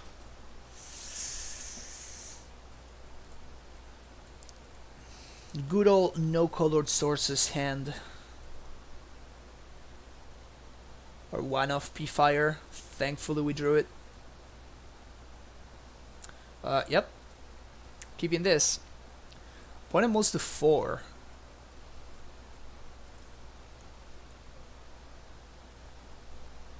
So you're saying there's a chance. We have one punishing fire and we drew it in both of our opening hands. That's hilarious. I kind of think I want this Loam. It's not gonna be great for now, but it's gonna be great later. And I'm gonna need a Loam eventually. So turn 1 exploration into play thicket.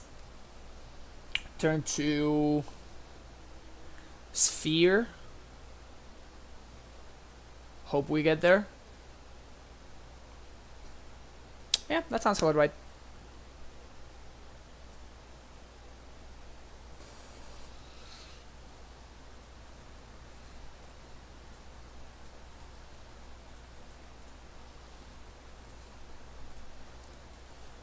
Alright. They bottomed 2 cards with their preordain, by the way, last turn.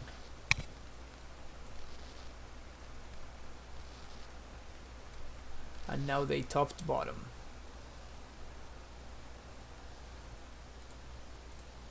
Boop boop. Is this good?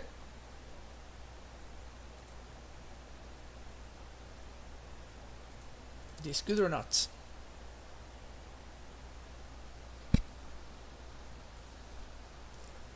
It does seem like this good. Okay. Huh.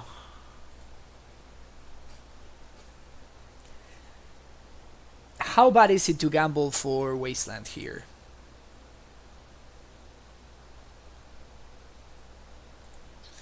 Okay, what are my options? Gamble for Wasteland, gamble for Riftstone Portal, gamble for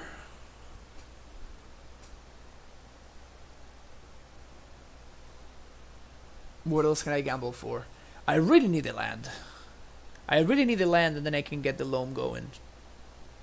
So I think I need to gamble for a land.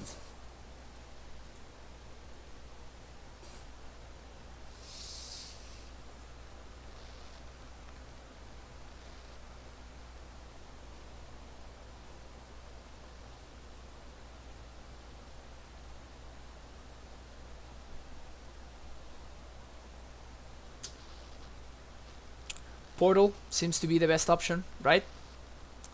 Because that allows us to get the engine running. We discarded the Loam. Play the portal, pass the turn.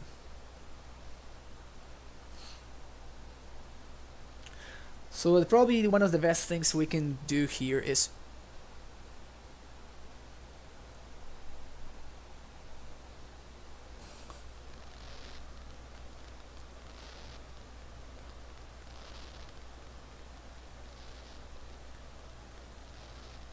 wait a second. So let's say this is non-land permanent. Let's say I sack my Riftstone portal. Am I forced to bounce my exploration then? They have 3 cards in hand, potentially 4, so I don't think that dead. I don't think I'm that dead, I mean. I think I'm some dead. But sacking the portal seems actually valuable for me. I just don't know how the rules work though. I'm gonna do it for science, okay? So maybe this is like an absolute mistake. I can simply choose same targets and it's fine. Okay, never mind. Cool. So we're fine. We are fine.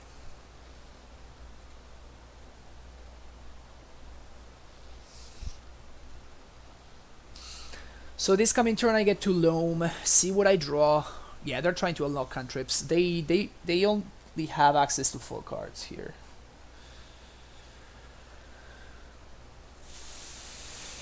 Are you either going for Gobos though? No Gobos. Okay, so here I can Loam back 2 lands. Yeah, just the 2. Boom, boom. Replay sphere. Pass the turn. And next turn I can play a second sphere. And now I'm forcing them to... I mean, I'm just gonna...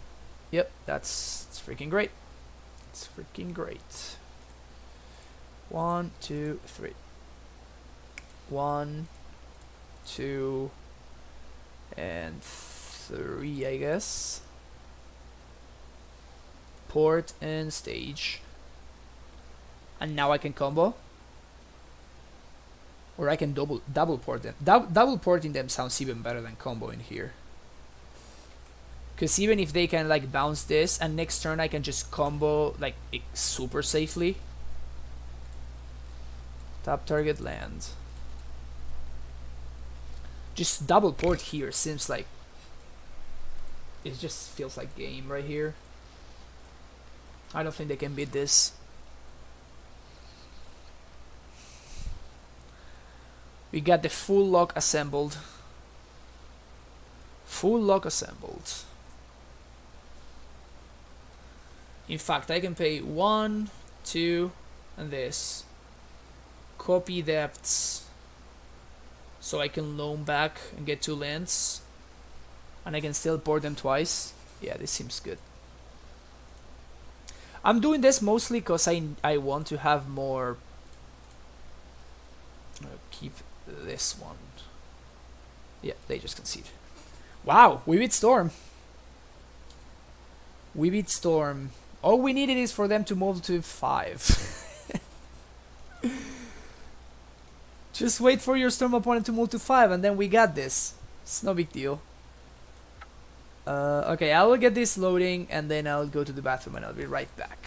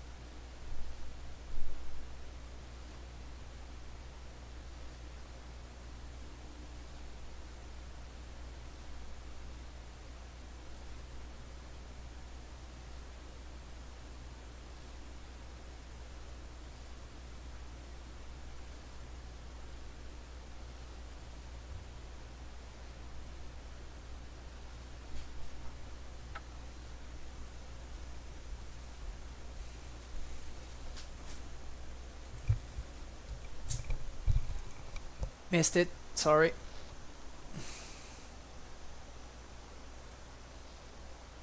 Alright, 1 and 2.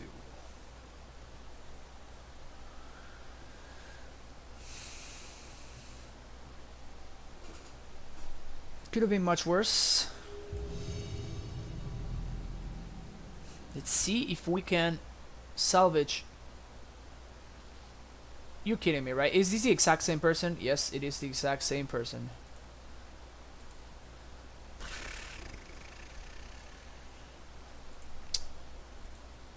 I hate matching online sometimes.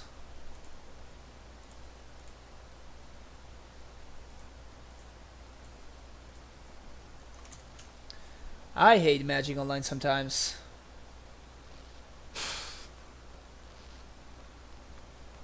You know what is even more irritating? Like the first pairing that I missed, it was probably this same guy. So I was going to get paired against this guy like under any circumstance. Well, we're dead now. My opponent kept 7 this time. I cannot beat a 7-card hand from Storm.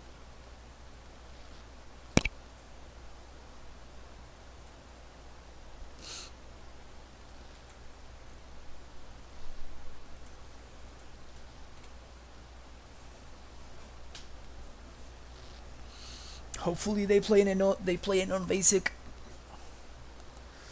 Play an Underground Sea, brother, please. Nope. That's no Underground Sea.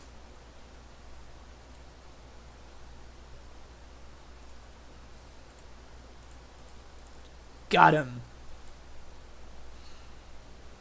For real though, this at least makes like their ad nauseams a little bit worse. Oh, I'm just dead this turn? Okay, sweet. No worries then.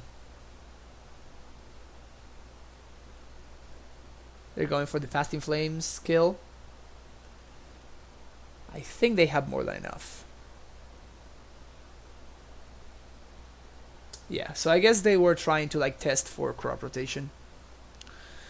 Alright. At least I really know the sideboarding plan. Kassan out. If Maces out.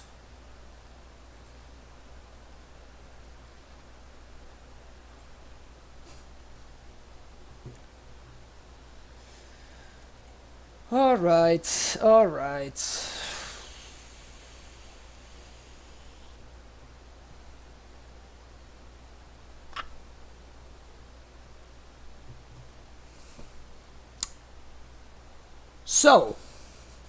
So I can play Mox Diamond, pitch Port, play Tomb, and gamble for Sphere. Is this how we do it here? I think if I'm gonna die with style, and I'm gonna go for it. That's 33%er. That's a 33%er. Yeah. Yes.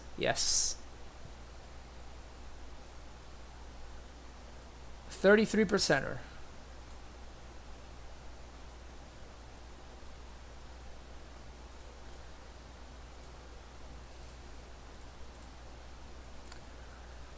Gamble for Sphere. Yes! Yes! Woo! That was great. Got there. Loam. Oh yeah. Woo. Baby. No. Upkeep. Ah! I forgot I took out that upkeep stuff.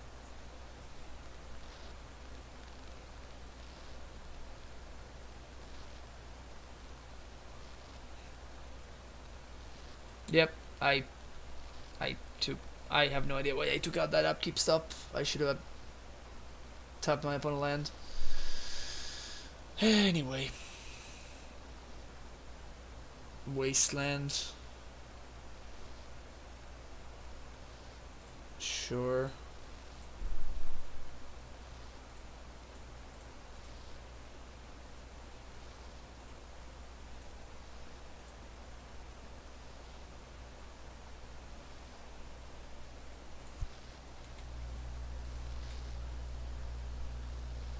something.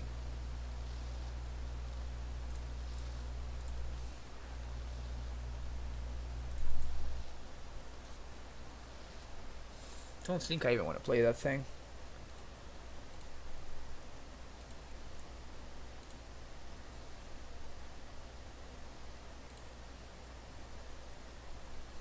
Cool, so they're gonna give me the chance to tap their black source. That's cool.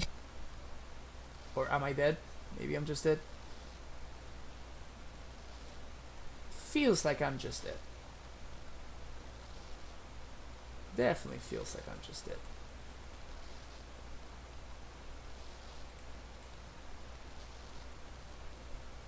Oh, maybe they have a duress and they can duress this away. That would also be another option. Man, I was so excited when I figured the line to play the turn 1 sphere and it worked. I was so excited. Got ahead of myself. Yep. Yeah.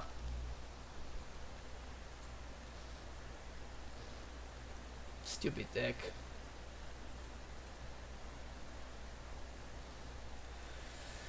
Stupid combo decks doing their combo things.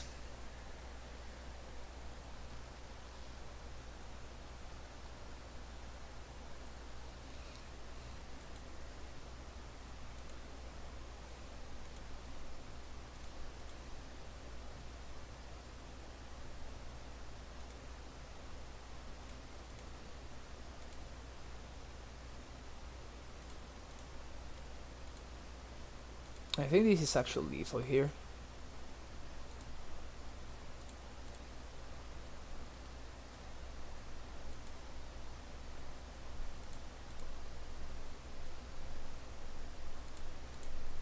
Wow, they went for it. What if I have crop rotation for Bajukabok here? Oh, they just have enough storm. Never mind. Never mind. Dude, you're good. Just kill me. What are they doing? Dude, you're good. Just kill me. Instant speed sphere. Alright, alright. Yeah, so that's more how the matchup feels. Okay. I tried. But we died. I'm gonna switch a little bit. I want to play some Furcoil Loam.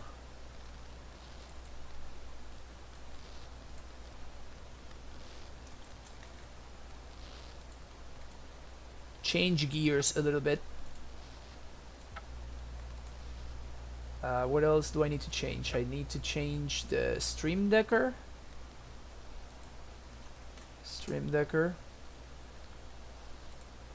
So I'm gonna be doing this. Oh yeah.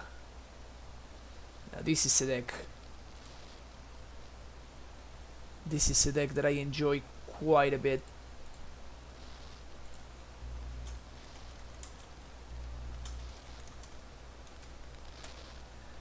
This is a deck that I enjoyed quite a bit. Legacy.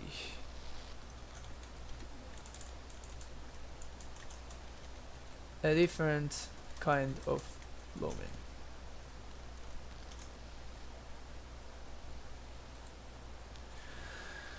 Alright.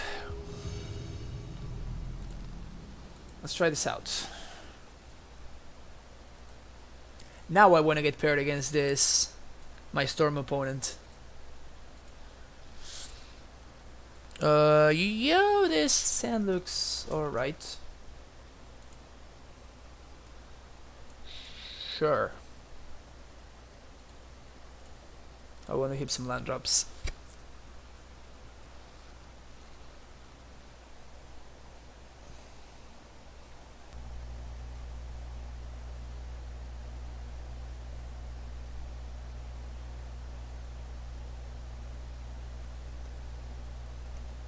That's interesting. Did the title not update? I thought I clicked on the update title.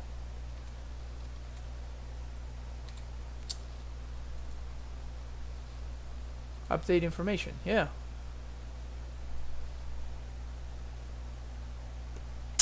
I don't even know. I don't even know. Alright. Hopefully you guys are watching the correct title.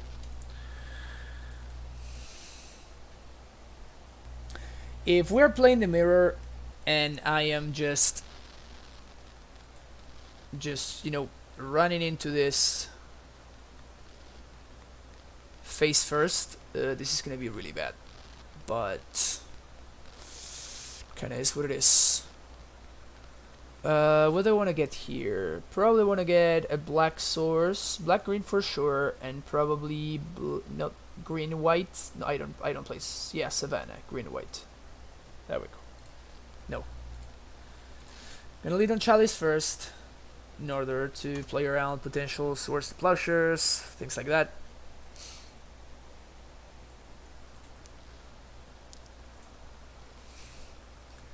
We're playing the mirror. We are actually maybe a little bit in trouble.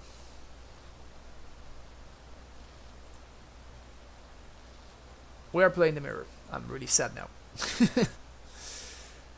I'm very, very sad right now.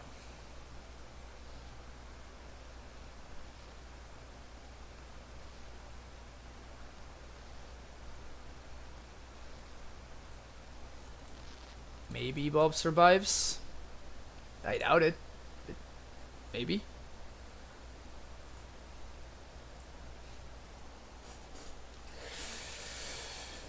Maybe Bob survives. Oh no. Oh no. Yeah, I don't think Bob's surviving.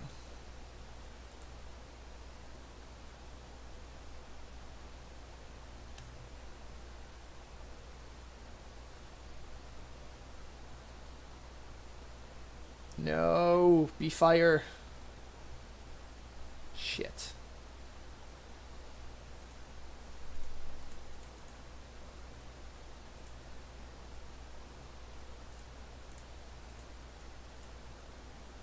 At least I get to do that.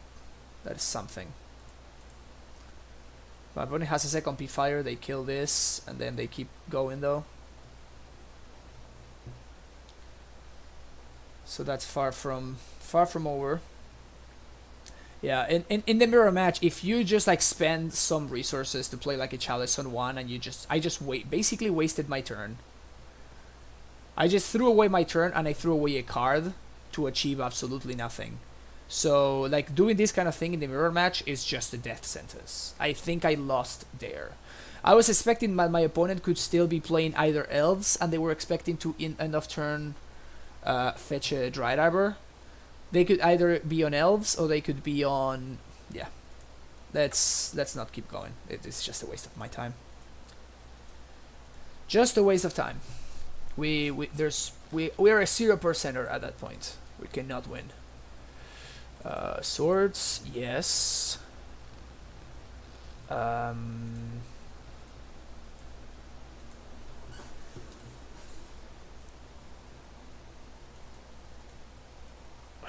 Ley lines are always something that I wonder about in the mirror. I'm not the biggest fan, because against, you know, in like grindy games like this, you probably do not want to be playing cards that do nothing, and also it just Leyline doesn't win the game, right? You can just very easily lose. I have won many different games with this deck where I just you know overpower Leyline just because I'm doing some other relevant stuff like Bob's, Liliana, or get my planeswalkers going. I'm gonna try this. I've seen people bringing in Thalias. In fact, once I played a mirror against somebody and they brought in Thalia, and I was like, what the... Sure.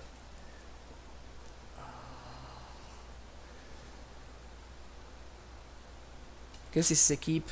It's mostly a keep because I really do not want to be...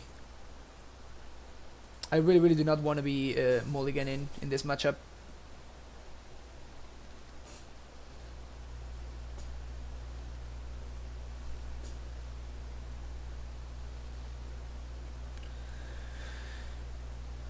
Let's hope there's no Mox Diamond for my opponent. Seen it for one, sure.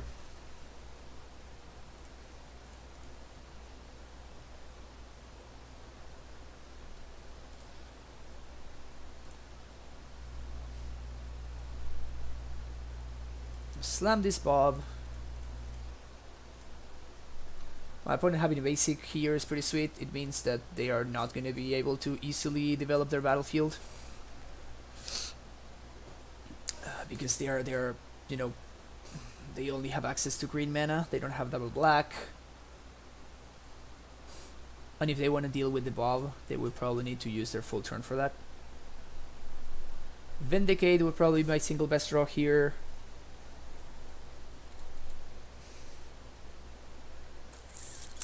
How about that one? That one is also pretty good.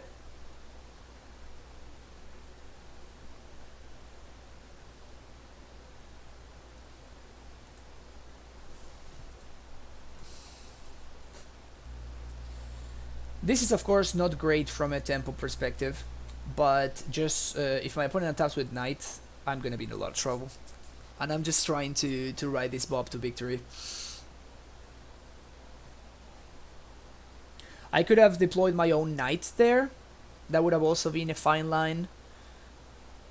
But it just can very easily backfire.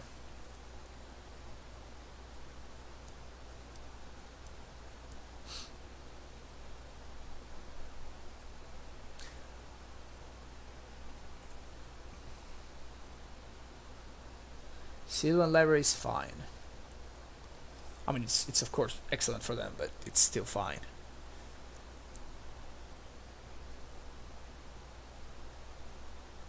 Waste my white source, sure.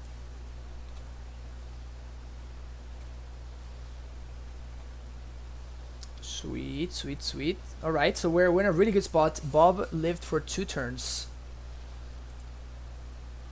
That is of course excellent. Now I'm gonna get Savannah and Badlands.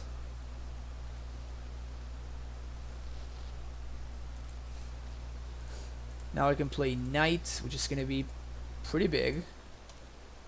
And Bob is still gonna be accruing card advantage. I like my spot now.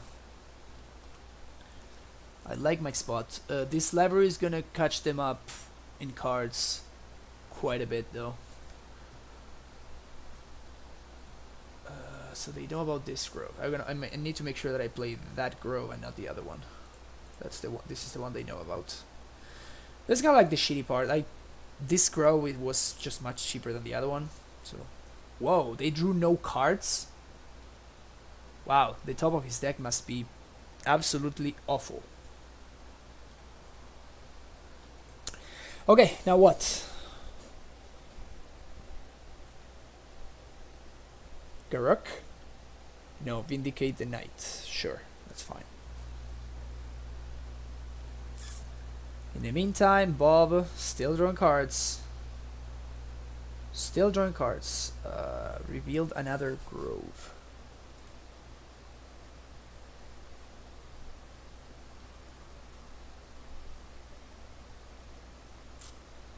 I think I'm gonna play a second Bob and destroy target enchantment. Black, black, green. Buy library. Play Bob. Again, not serving. And my opponent not drawing cards last turn is gonna cost them now. They should have definitely drawn at least one. They know I have a second grove. I revealed 2 of these. Sure. I'll take it. There's gonna be a big Knight? No, Loam. Alright. Waste, waste, Heath. Waste, waste, Heath. Got my own Loam going. That's a Liliana.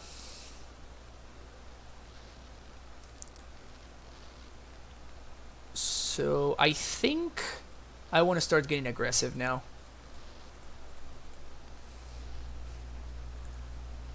Going to Lily minus, which should put them a little bit on the back foot. And now I'm gonna wasteland their white source. I know they have a Loam, but that's exactly what I'm trying to do. I'm trying to like tempo them out, I guess. And even next turn at Johnny, it's basically like wasteland. Because I can just, whatever land they tap, I can just keep it tapped. I feel quite far ahead right now. I feel quite far ahead. Do they dredge? No, no dredge.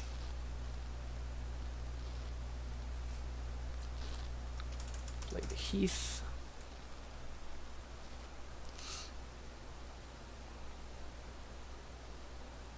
Gonna play Knight. Yeah, so big boy.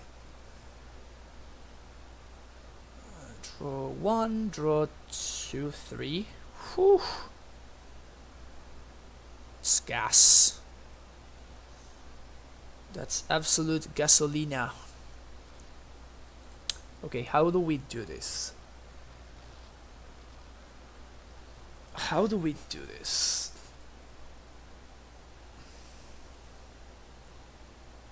I think I want to play a Johnny.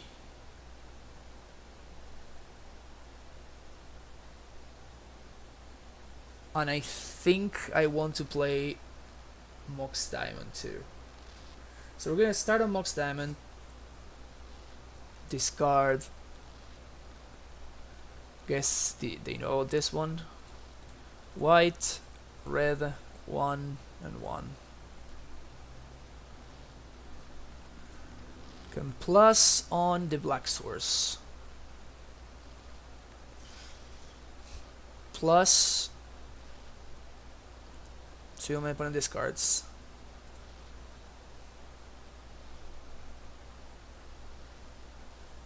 And then I'm gonna play Mace. So their hand is double Wasteland and something else. And they will probably need to play and use one of those Wastelands in order to destroy my Mace. Otherwise the Mace just stops the Knight. And they cannot get forward. Yep, that's what I was talking about. So now they loan back whatever. But I just can Liliana minus, so it's fine. So they're getting back Arbor, Scrub, and Grove.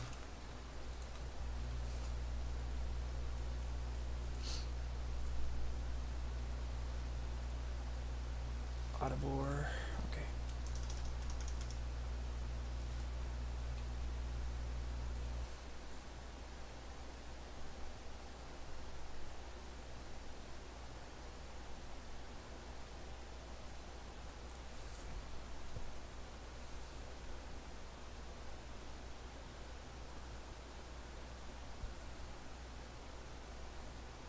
Yep. Now I can start. I was thinking, no, I can do all of these things to kill the knight, and then I realized I can just keep the knight tapped for the rest of the game. So, so that definitely seems like the better play. Just tap the knight and then like start loaming my opponent out of the game. Yep, sounds pretty good. My opponent just conceded. Okay, I think I like what I got going on here. Again, I don't want ley lines in this matchup. And all of my cards are just better than ley line, so we're just gonna do this.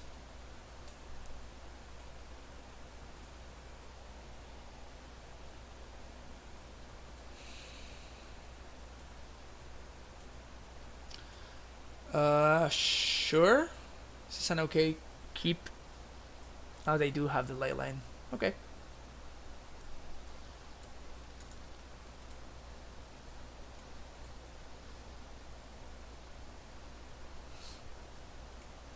Mox Diamond.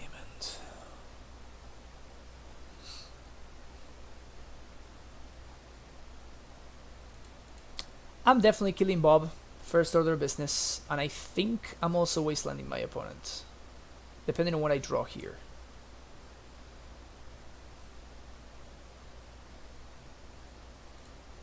Mox Diamond, pitch, Ghost Quarter. Source the Bob, Wastelander Savannah.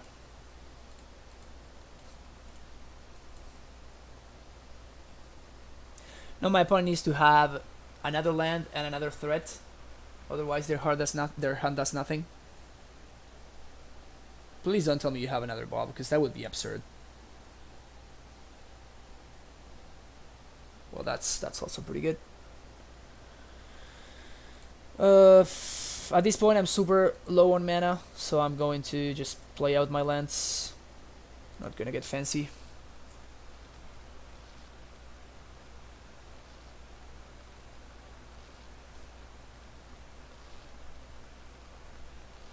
That's an incredible draw right there. Incredible draw right there.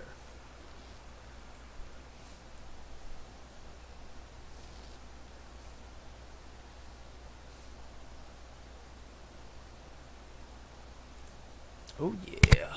Alright, lands. Sweet. So Liliana can go back on top. And I guess I'm gonna pay 4 for this one.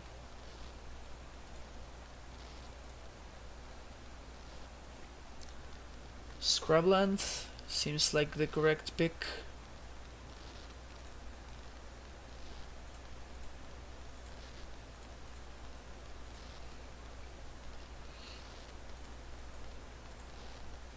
Next turn I'm gonna play a knight and start taking up.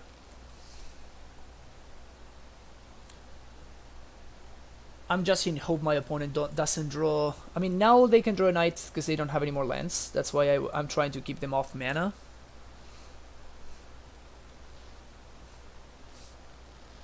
Yeah, my opponent seems to be in quite a bit of trouble here. They are down a bunch of cards.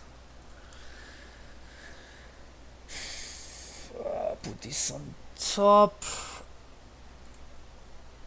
Put this on top. 1, 2, 3, 4, 5. I can make 5 at most.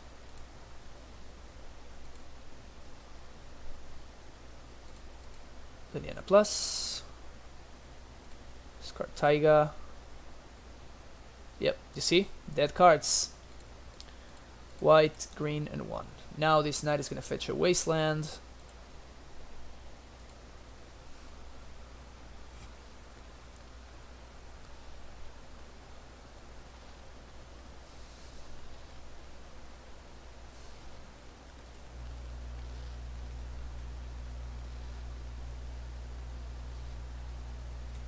Yeah, seen it for 2 doesn't matter because I'm gonna let a minus. So they have a noose. I'm definitely shuffling though.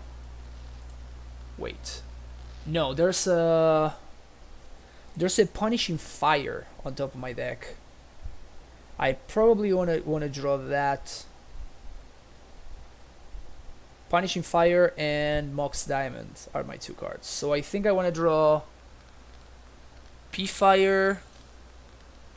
Hopefully there's a land on top. Nah, I think I just wanna... I can do better than that. Badlands.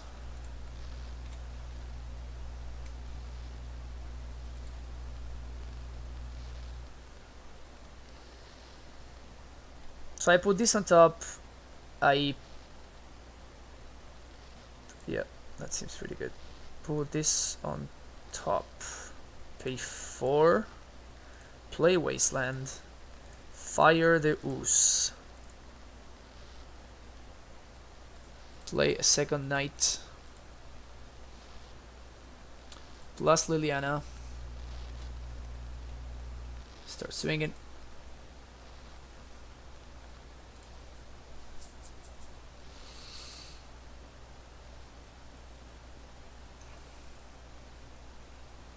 Ah, that was a mistake. I should have gone I should have gotten the Mace of Ith.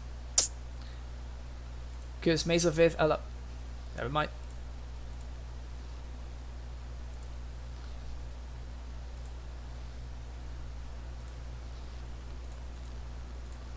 plus. They just have nothing to go search. That's funny. Okay, so for those of you that do not know, there's a very neat trick with Knight of the Reliquary. You can attack, then after block we have the damage phase. This is when damage happens. You will see that my opponent takes the damage, but Maze of Ith still considers the knight to be attacking. So we can untap it and we can get value from it. So that means that we can activate the knight even after having already, attacked. So it's a pretty neat trick that we can do. Destroy that scrubland. Pass the turn.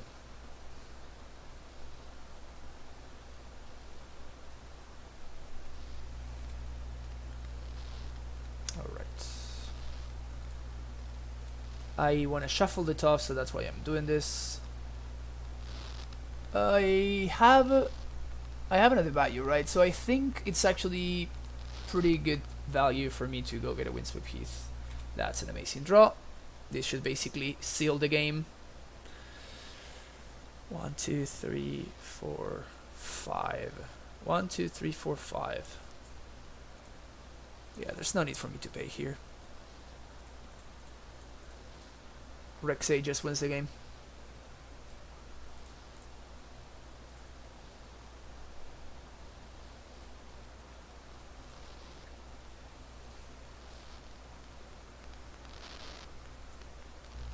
Okay, value plus. Same with both, and I get lethal next turn.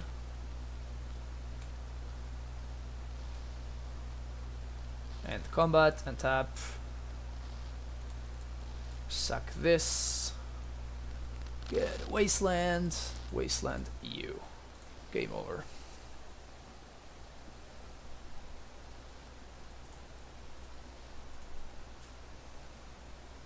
Sweet.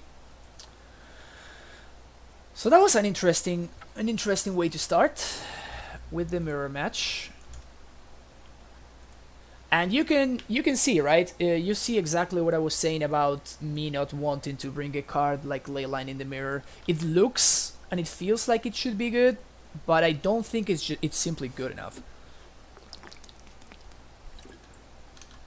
And you can see I don't know what my opponent sided out for, but you can see that my opponent had like a little bit too little amount of cards in hand, and they even discarded to one of the Lilianas. They just passed the turn and they just had a Leyline in hand, So it's one of those things that it's not free, right? You have to actually use space in your deck.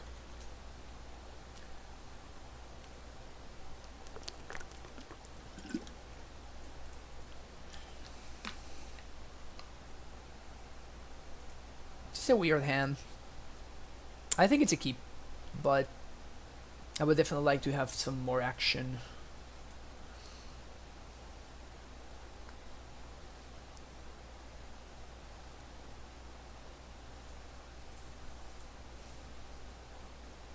Having Loam against Elver is pretty gas though. Dig, on the other hand, it's a dead draw right here.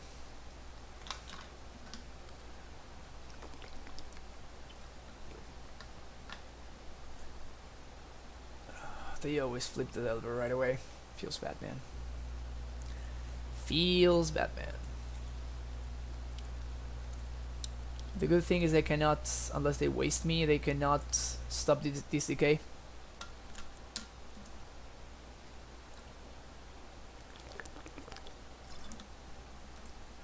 Gross.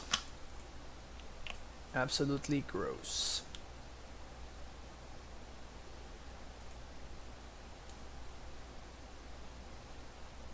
Yep. Yep. So,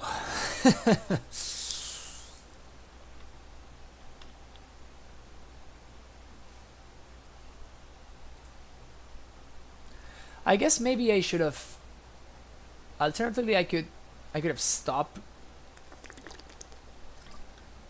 the aberration if I lead on basic forest instead of value.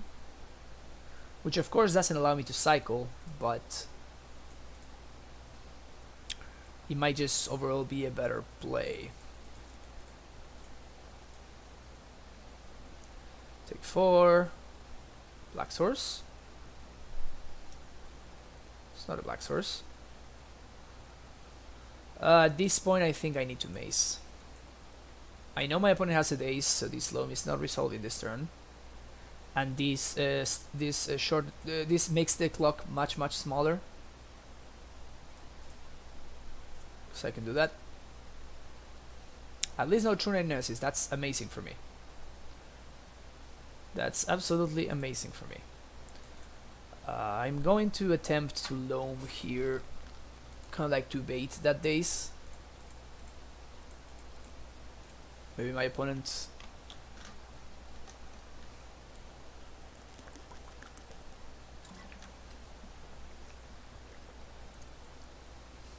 sweet, that's awesome. Daze successfully baited, so I know they have a trap in hand.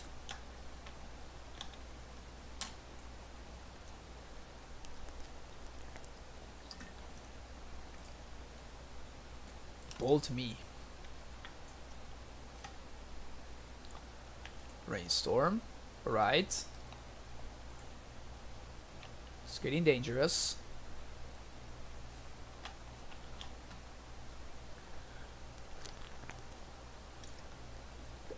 It's the trap, second Delver, which is pretty much guaranteed to be flipping, by the way.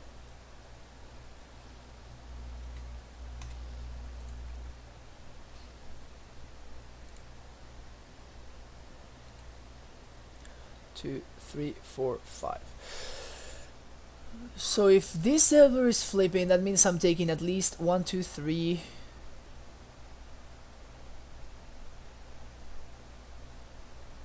4. So I need to basically play this knight and pray.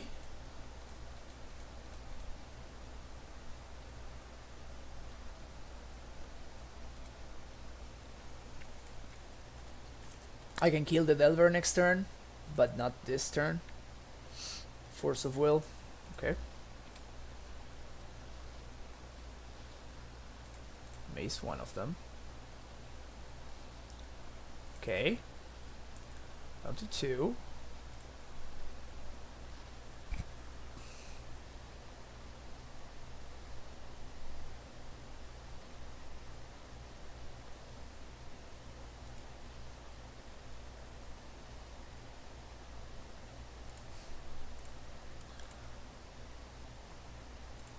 Play Teague. See if they let it resolve. They let it go. Okay.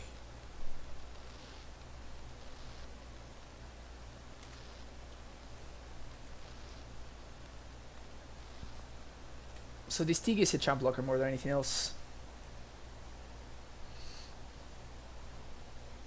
Is this one.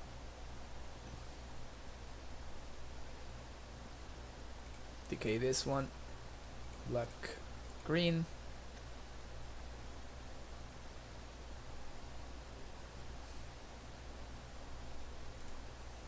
School. End of turn. Fetch. Very interested in destroying this. Alternatively, I could. Nah, I kind of need to go score to wasteland that.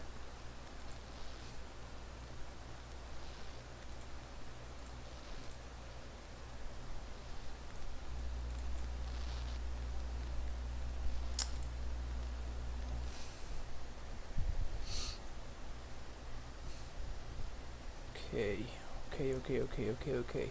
So my opponent has a force in hand. I'm going to start here.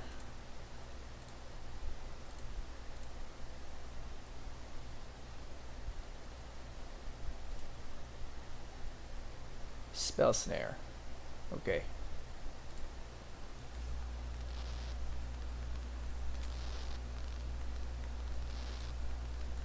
So here I swing for 7. My opponent will most likely take it. After damage, I do this. And the reason why I'm doing this is because I can go get... Basically, I need to start getting aggressive. And I can go get Cabal Pit here. I guess Stifle wrecks me, but that's about it. Kill your Delver.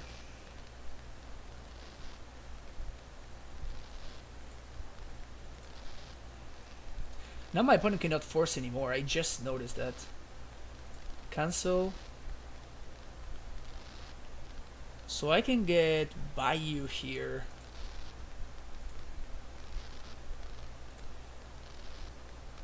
Down to 1. Bayou.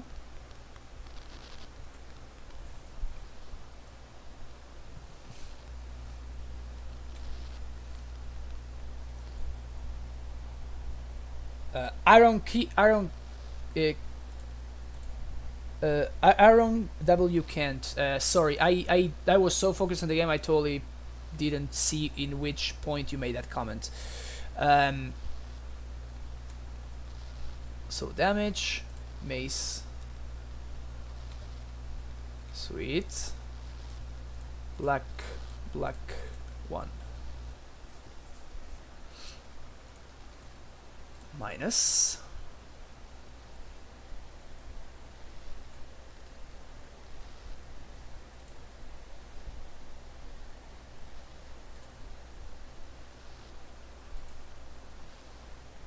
Now my opponent needs to start jumping.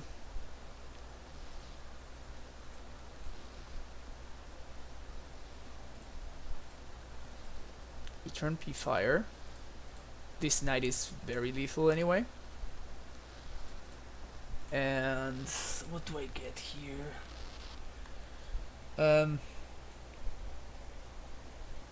Yeah, so the reason why I did that it's because, as I was saying, I'm trying to like actually get to a point where I can cast my spells.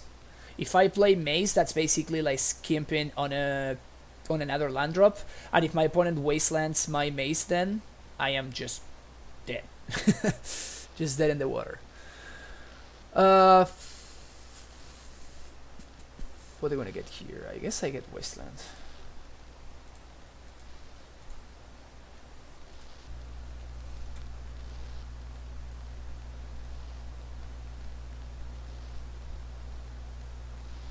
I actually kind of want to be Loam in here.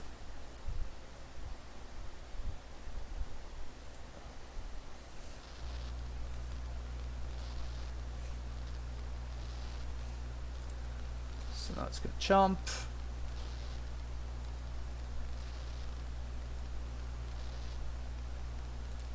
Tap. Cool.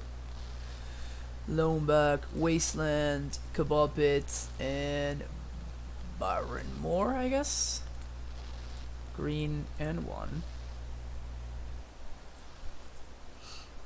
Yep. Locked out. That was nice. That was a nice game.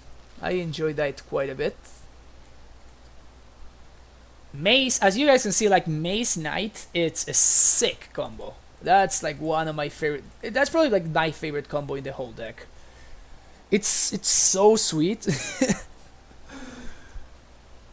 Just like having the possibility of like being able to attack with the knight and also activate it, it's so much value. So much value. In this matchup, Bob's can be a little bit of a liability. I love Bob, but he can be dangerous. He can be dangerous. The card that always gets me in this matchup is True Name Nemesis. That's why the Knuckle comes in. That's why the Charms come in. That's more than anything to deal with True Name Nemesis.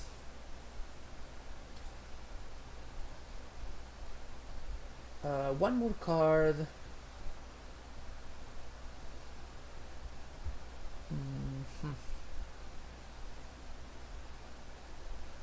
What can that card be?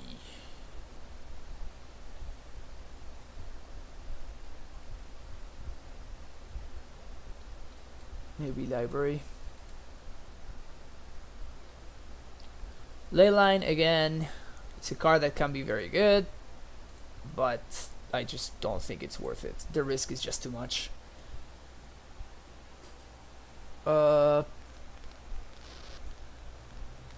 Yeah. I put mulligans. This is a turn to Chalice into with a wasteland Loam going on and Fire Grove going on too. So yeah, this seems pretty good. They put a card on top.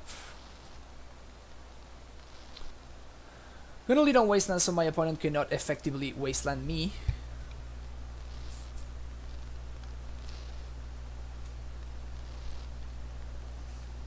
They were clearly very interested in their top card, because they were willing to like skip on their playing their turn 1 Delver. So apparently their other card is very good. Chalice on 1 resolved. This is always very good news for us. Didn't flip the Delver. Some more good news for us. No TNN. Okay, this is fine. That guy is okay. True Name Nemesis is the problem. Okay.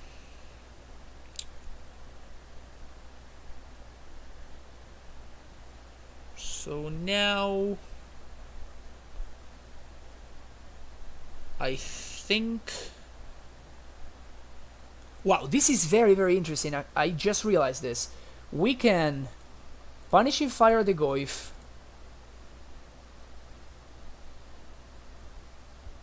and then return the P-Fire. So the Goyf... That's the first time I've ever done this. That was awesome.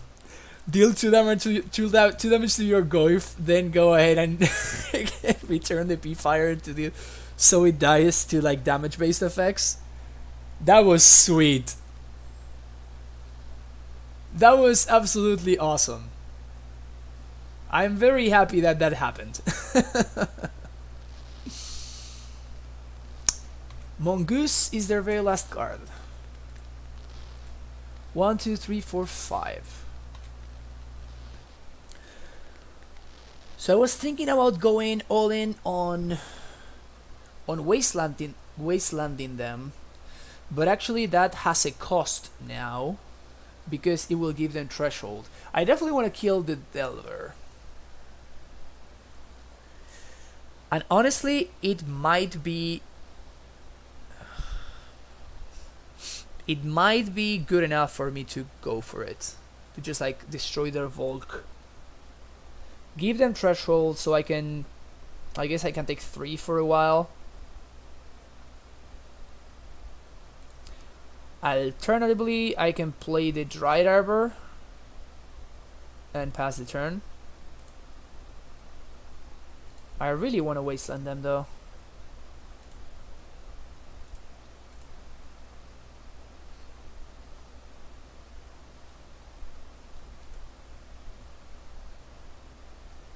Womp womp. Alright, so at this point it just grows the Delver the same. So I'll just do this. It grows the goose the same, I mean. Knight. It's not knight.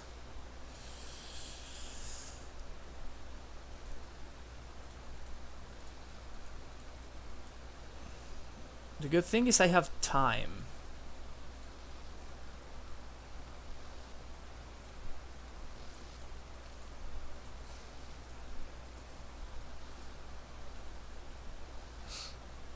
Good thing is I have time. That was an incredible draw. Oops. Unless they do exactly spell snare. This guy should be game over right there.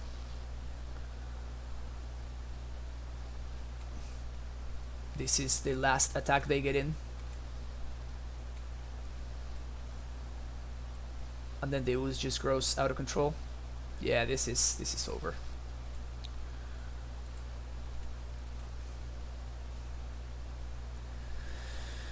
This is over. I don't. So I can pay 2. Yeah, this is very over.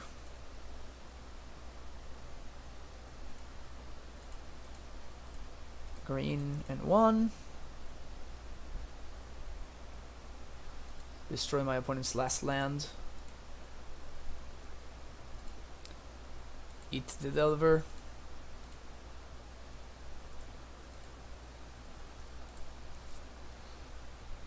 Now they can't attack anymore.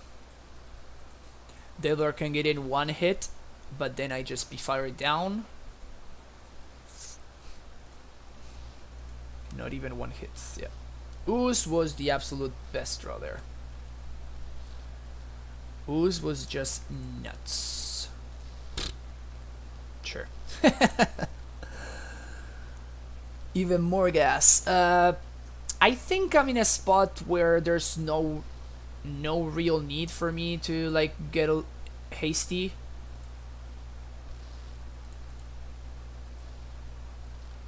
Get a Badlands here. I definitely want to get a Black Source.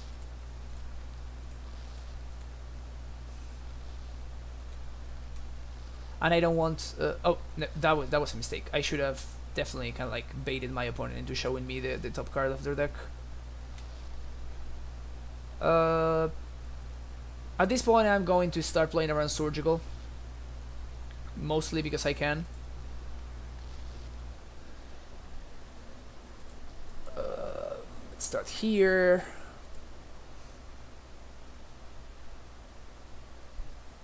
Yep, my opponent just concedes. Sweet. We beat Rug Delver.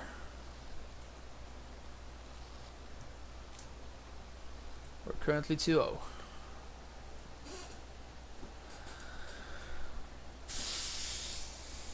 Sweet.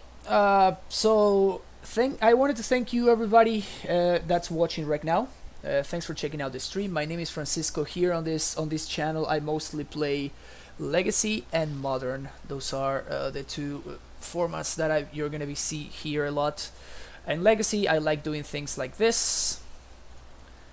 Night of the Reliquary. It's actually I didn't update this. There we go. Night of the Reliquary is my gal. It's one of my favorite cards ever, so I like playing another Reliquary decks whenever I can. My favorite card of all time is this guy right here, which you can see in chat. Primeval Titan. So I play a lot of Primeval Titan decks in Modern, mostly Amulet Titan. And yes, if you have not done so, please make sure you hit that follow button. That way you will of course get notified whenever I go live, and you can come here and check out the stream. And if you really enjoy the stream, you can also subscribe, and you can get that beautiful Primeval Titan emote that I just posted in chat. My opponent's mulligans to 6 and put a card on the bottom.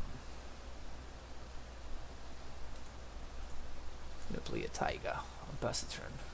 By the way, this is turn 2 Chalice, turn 3 Loam, Knight. I have plenty of options. Yeah, basic Swamp makes me want to play a Chalice on 1.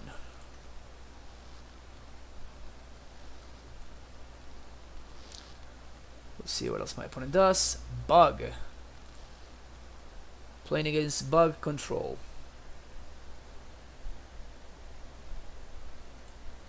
It's not enough full draw. Just get the Bob. Get the Bob action rolling. Bug. Yeah, I've seen. There's been quite a bit of Bug running around lately, which I find interesting.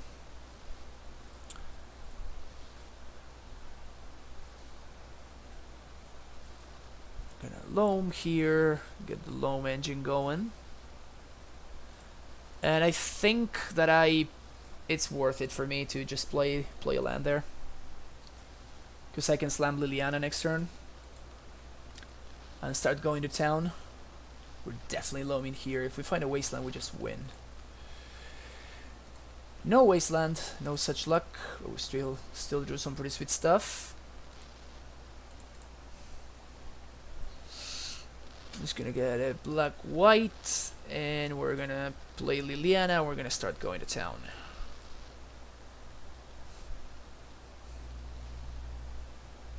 Unless my opponent forces, of course, they cannot spell pierce. So it's gonna be either force or daze.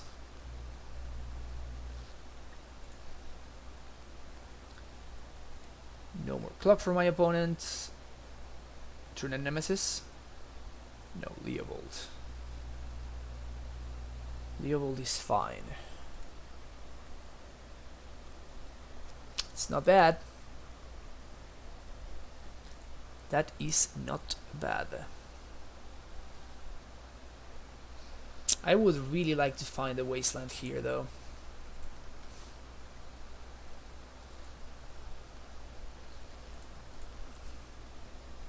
Here I can just discard the Loam.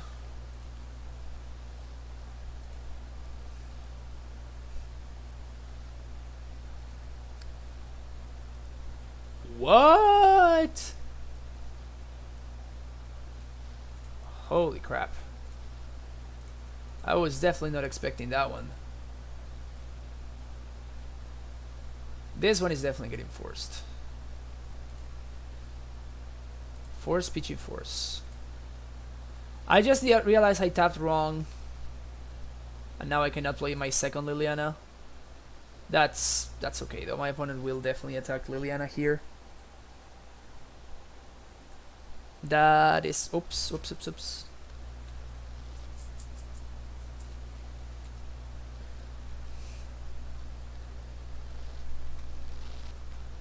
Swing at Lily.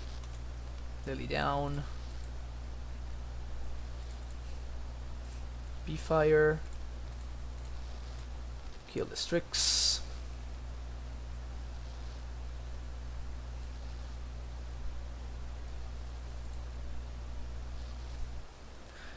That one's not bad. Black, and 1.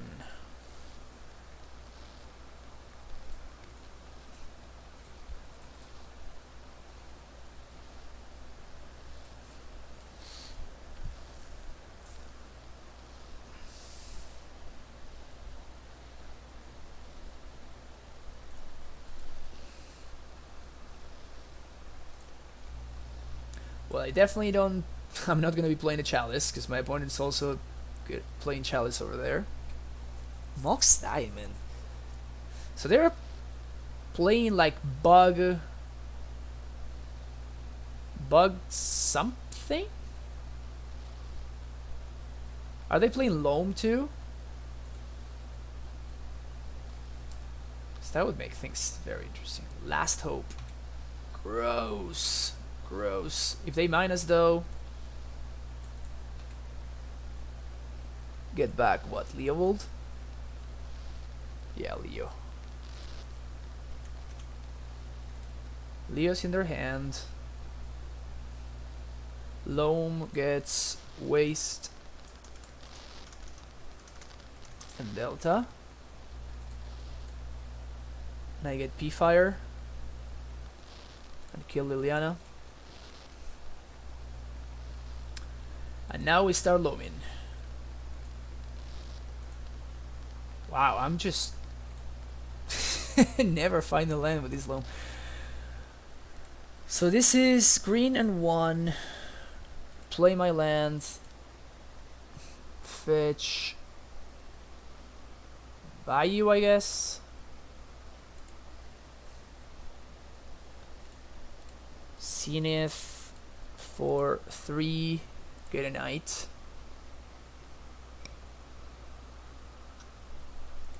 Maybe I should have seen it for 2 and exile the Loam.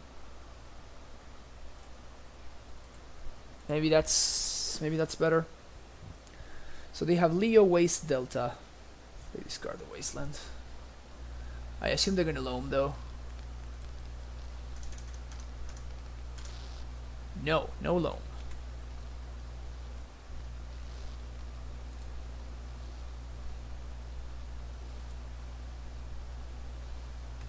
Yeah, that's Leo. That's Liliana. Well, I guess I could have played around this.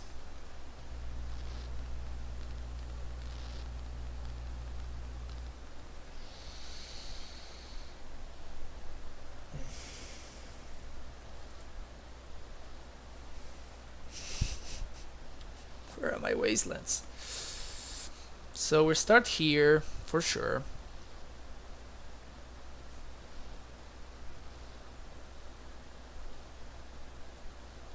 Then I'm going to P-Fire, kill Liliana.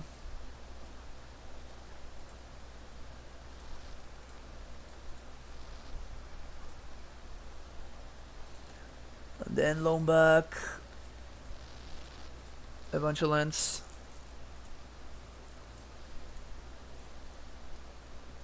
Fetch. There we go.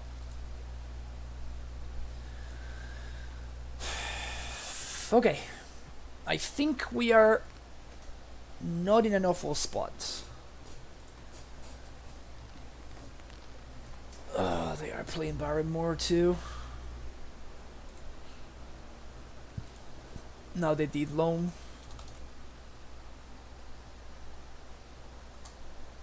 Okay. Pools, waste, and more.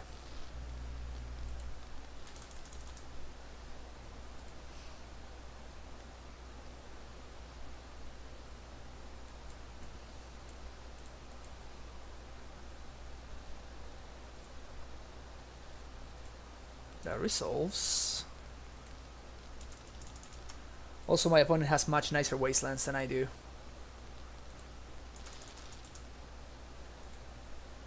No more Barrymore. Mox Diamond. Discard pools. It would be very, very nice if I draw... Never mind. Waste. More and pools. I was gonna say it would be really nice if I happened to draw an Scavenging Ooze, but now I don't think it matters anymore. But yeah, I don't think I'm low in this turn. I think I'm fine. It's not awful. Definitely not awful. Also, I need to be paying a lot of attention to how the libraries are looking.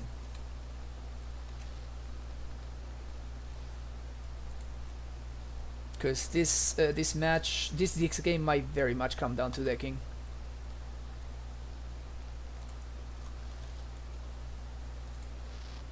They cycle Loam. So they have Loam.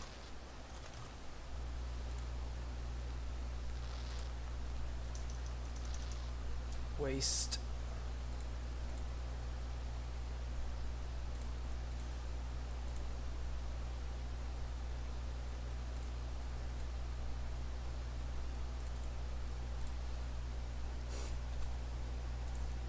My opponent does not know that I have two of this, so that's definitely an advantage for me.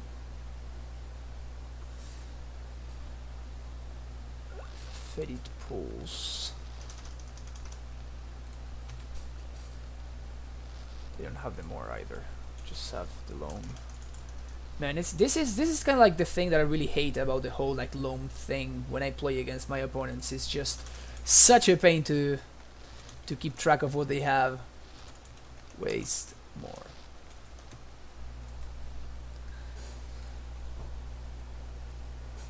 Such a pain to keep track of everything. Ugh. Big time ugh. Sure.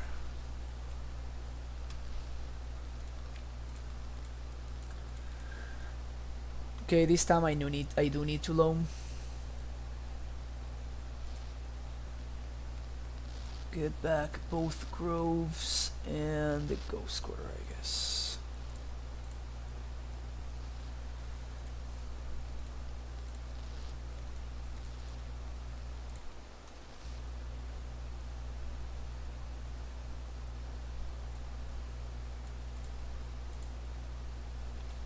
More. I'm just not gonna keep track of everything right now. I'm just falling behind on clock for, I don't think, not a good enough reason.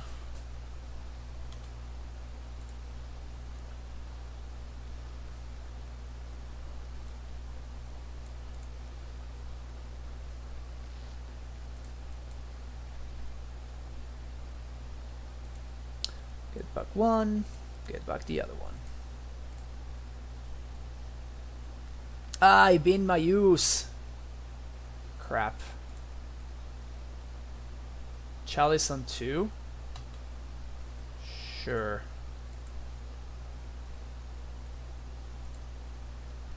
That stops my opponent's recursion too. Please dredge Loam. Ah. This is problematic though.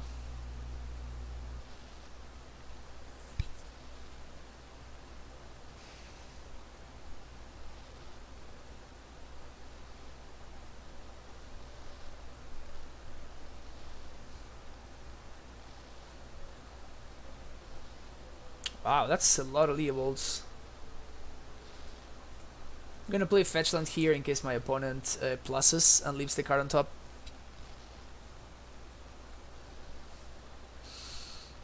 Cavalcade can make Leovold a 1/1 and make them draw a card. So that's interesting. There we go. Left it on top.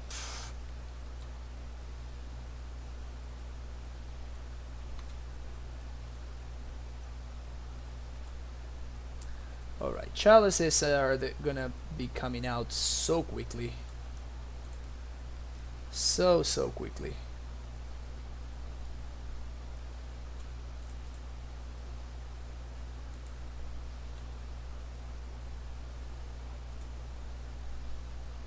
It's not bad.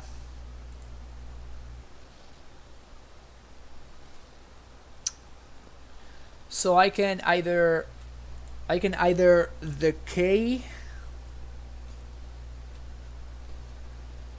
the Leo, or I can decay the Chalice and then kill the Leo with Punishing Fires.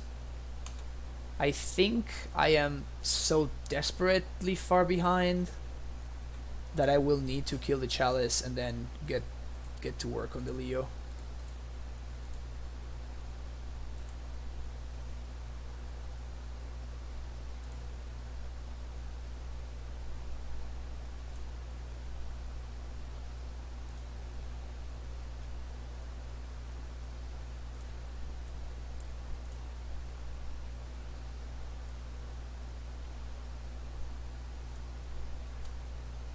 Chalice doesn't do anything.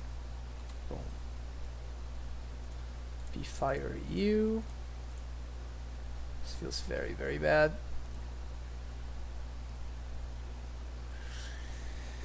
This feels very, very bad.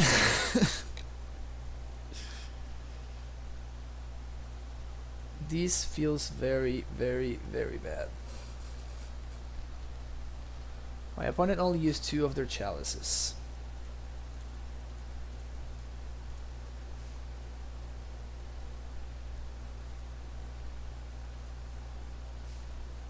Even if they counter this Punishing Fire, I can still Cabal beat the Leo anyway.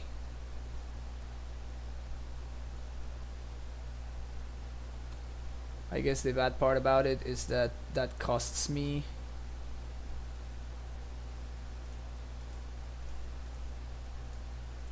They cannot really play around this. The problem about that is that cost me a land drop, and now my opponent can get back to Loam, which is a little bit annoying. On the plus side, we did catch back up quite a bit on time, so that's pretty good.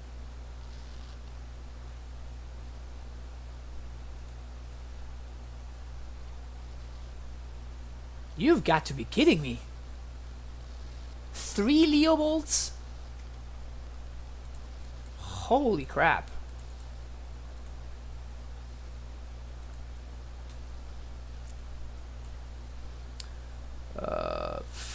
I guess I need to loam.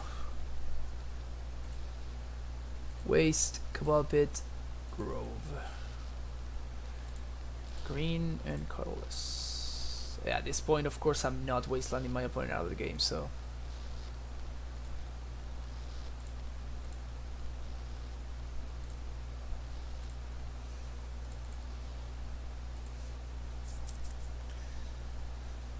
This has been an absolute slugfest.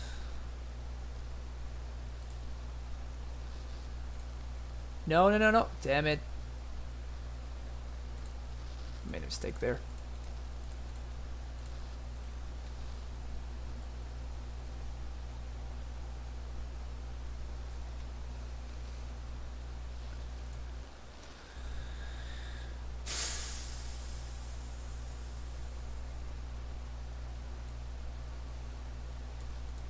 They mic deck.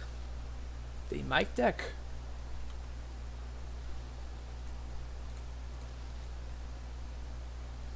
I mean, the game is definitely not about the life totals anymore. That's for sure. That is for sure. It's about me trying to keep up with all of their stuff. They put a card on the bottom.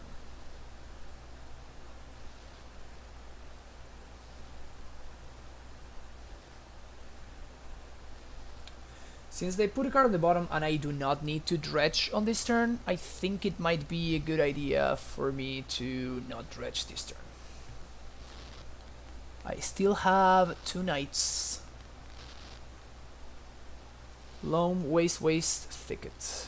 Search for a Ascanta. Holy crap. We have so many grind engines. This player discards a card, sure.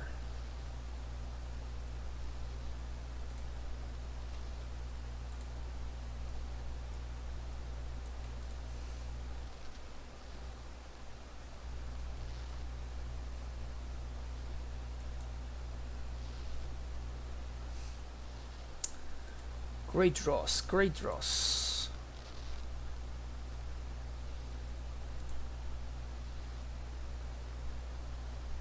And I still have never found my 3rd Punishing Fire. Which is funny.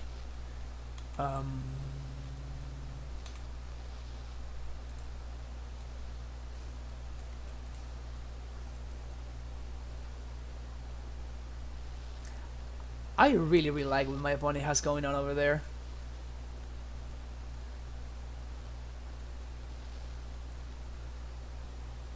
Yeah, now they have realized that decking is a very real possibility. And that I am ahead in the decking race.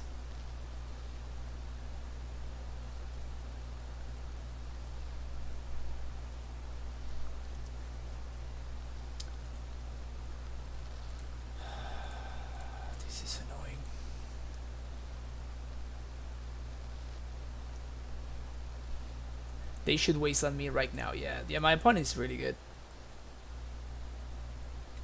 They have been playing very well.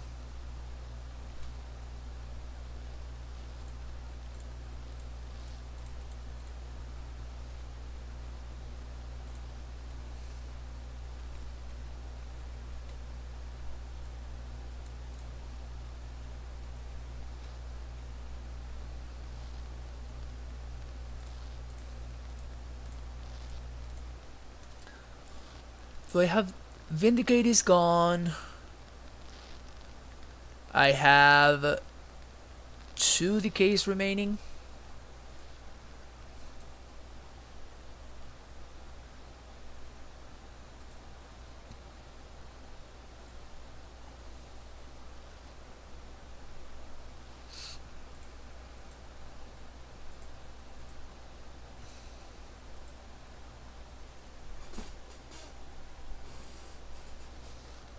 I forgot about the shuffle effect. That was dumb on my part.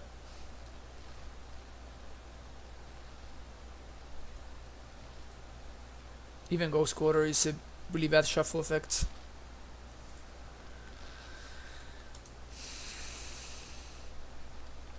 I think they got me though.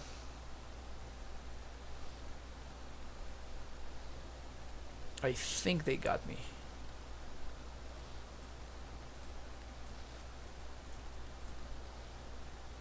Oh, that's right. I got happy for a second, but Chalice in 2.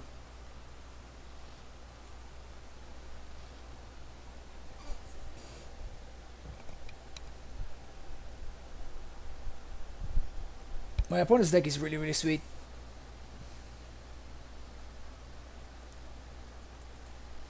At this point, I'm just F6ing.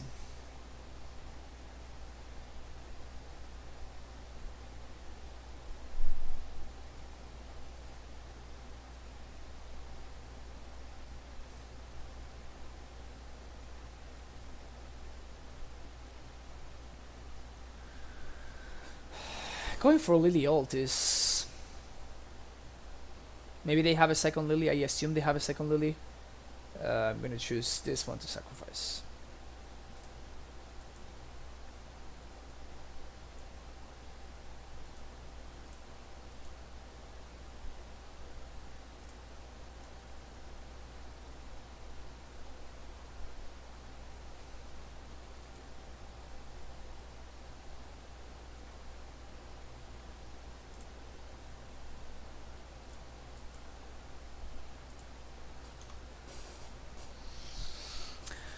So I guess this is getting down to... Yeah, Jace ult.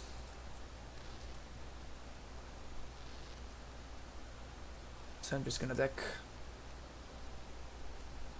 all the F6s. This is pretty hilarious. Wow, 3 cards left in my opponent's deck. That was pretty insane. So my opponent has 3 Leobolds. 3 Leobolds. That's so crazy. Choke is coming in, Liliana's coming in, Chalices are getting out immediately. I want all my walkers. Against this deck, do I want Leylines?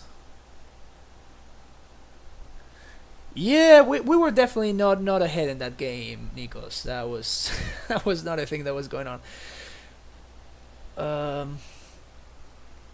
They did not show me any True Nemesis, but I would not be surprised if they kind of sided into a True Nemesis dot deck. Thalia seems okay.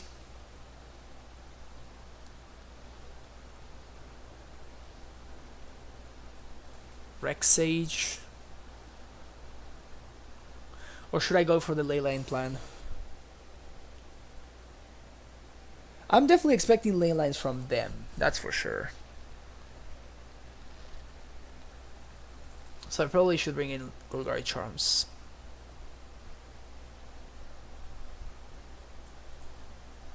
Looks diamonds seem a little bit fragile.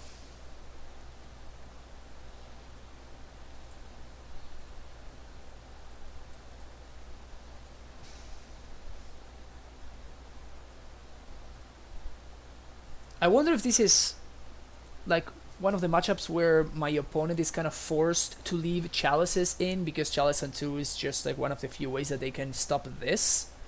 I doubt they have Surgical in their sideboard, considering they are a Chalice deck.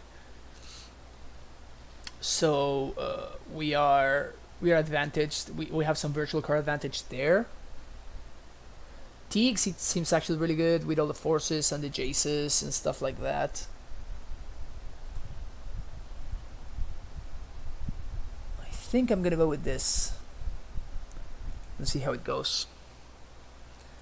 I've never played against this deck, of course, so yeah, I'll keep this.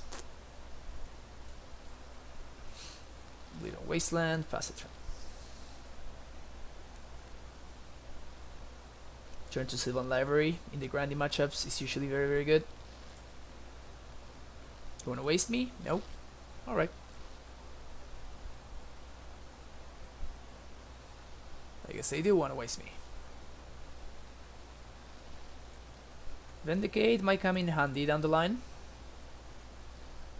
We'll see. Loam is usually the single best draw in this kind of matchups.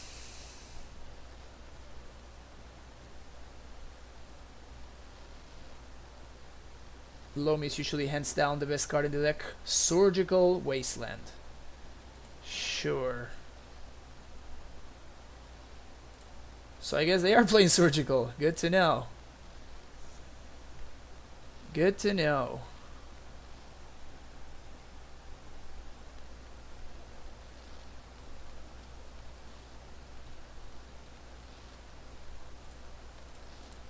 It's okay with me though. Still have the Ghost Quarter if I want to get into the... If I want to get down to... Ooh. That's huge.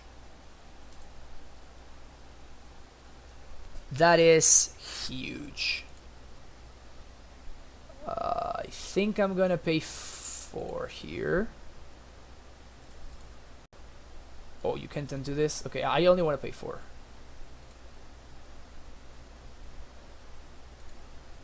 Damn it. Put this on top. Pay 4 for this. Figure it out. There we go.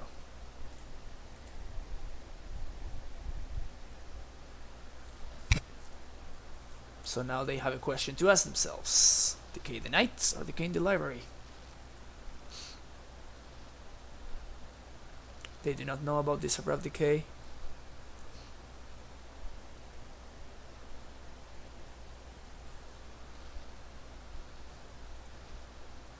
And at this point we are some 4 minutes ahead on clock.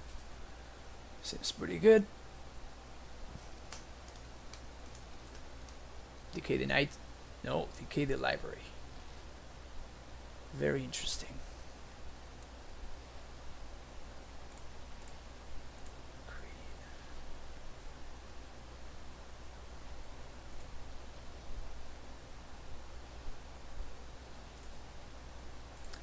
Now I pass the turn. I will probably end of turn go fetch a Grove.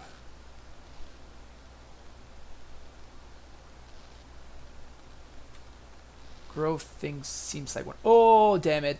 I just missed on vindicating their land.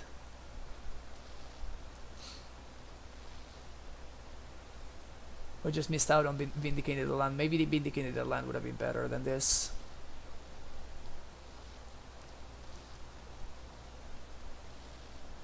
Miles from Pulse. Yep.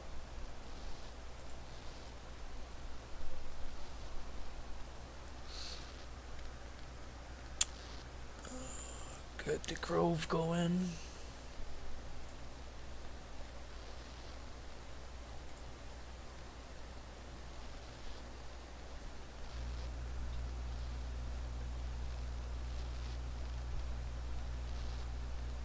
Sweet.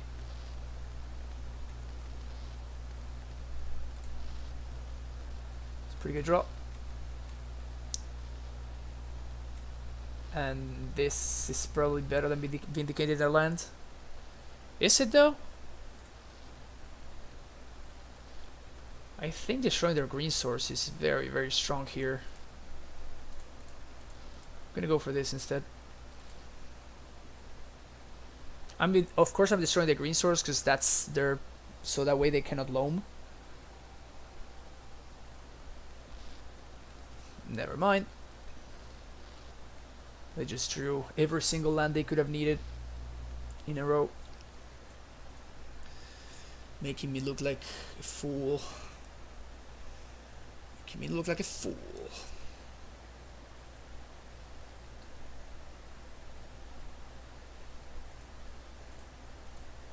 Green, black. No mess around with that, Liliana.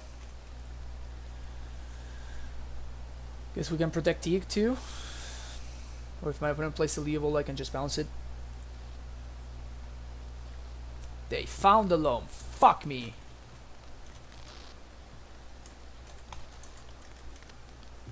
Ah.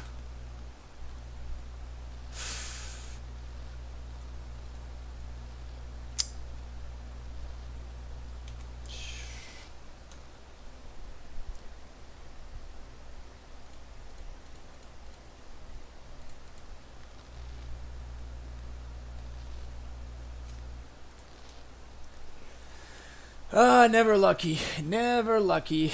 This Loam is going to destroy us now.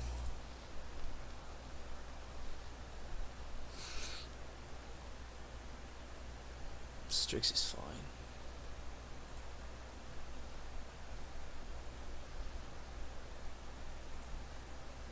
They showed me a card they should not have shown me though. It's weird. Oh, they have other Loam? Cool. Cool. So, Waste, Misty, and Delta. Can I have my own Loam, please? Okay, that one's not bad at least.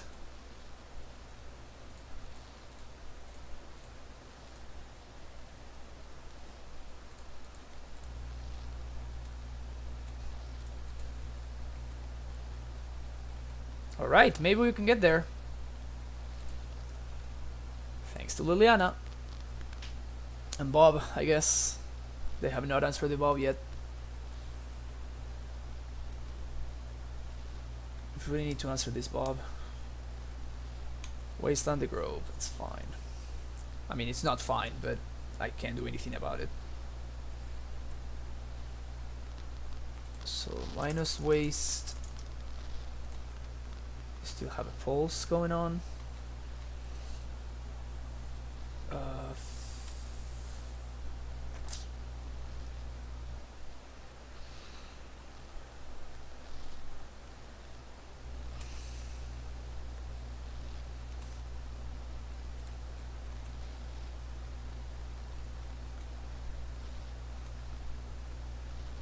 I think I'm gonna minus and play Bob here, because I can hold up Golgari Charm to regen it if I want to.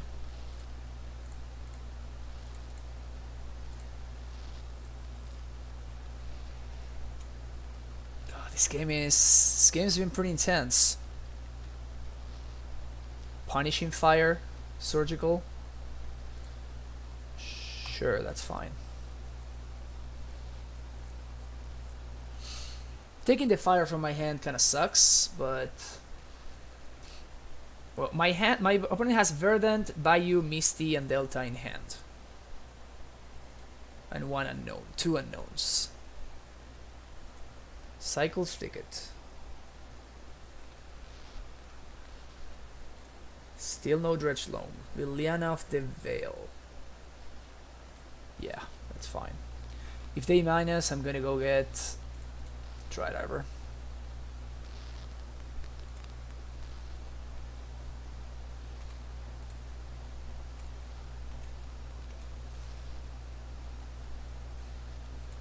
So Grove doesn't do much now.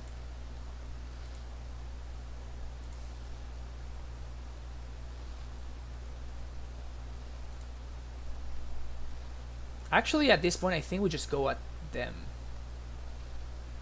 And I'm going to play the Rex Sage just as a dude.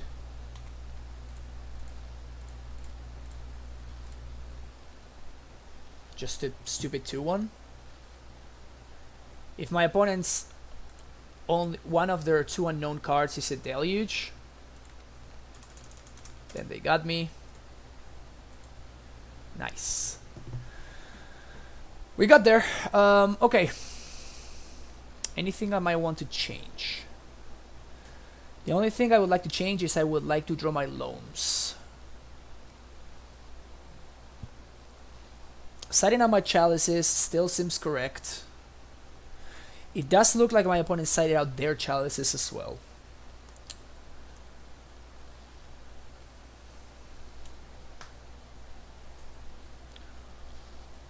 On the draw, I probably want to do something like this. Yeah, Swords doesn't sound great. One Zenith. Zenith can go get Teague, Knight, or Ooze, and Sage. Sure, let's do this. Knuckle seems not great, Mace seems not great either. Yeah, Thalia on the draw is much less explosive.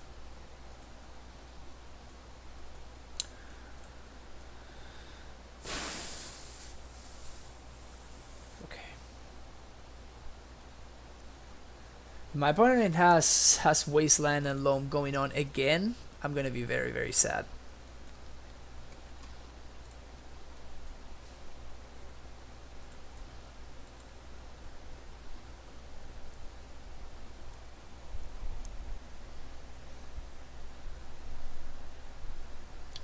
Strix is fine.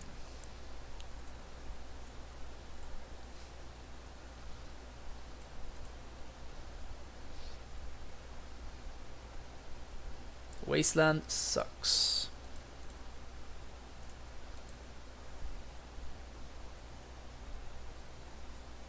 That was my only green source too.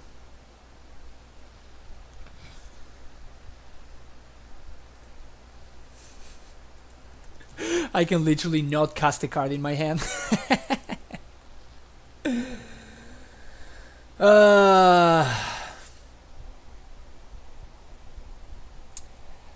Choke has been excellent. Choke has been just excellent. There's so many blue decks going on right now. Don't have the Loam. One time, please do not have the Loam. I beg you. Leovold is less bad, I guess.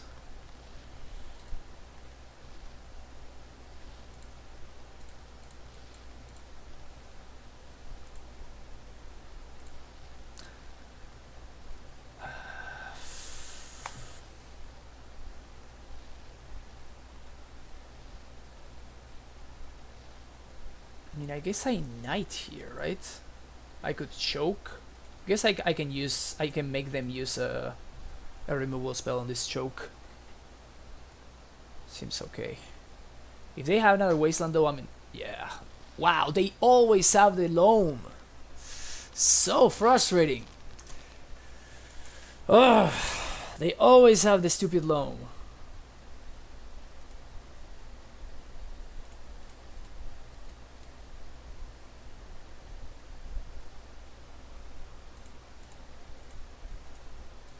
I'm hating this so much.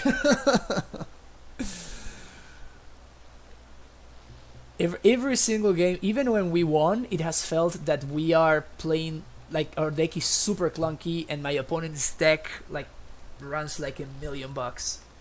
Every single time, my opponent just drew the perfects, turn after turn.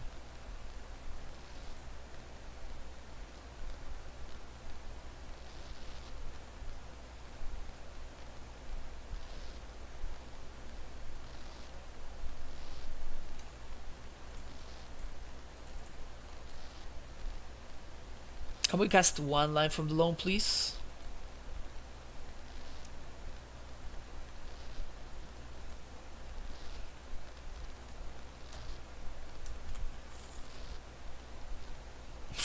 Lol.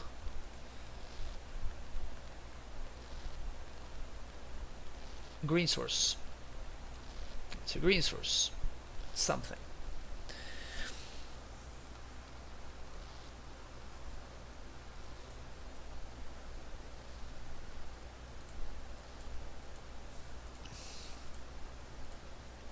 I feel like I just simply cannot afford to get wastelanded again, so I need to do this right now.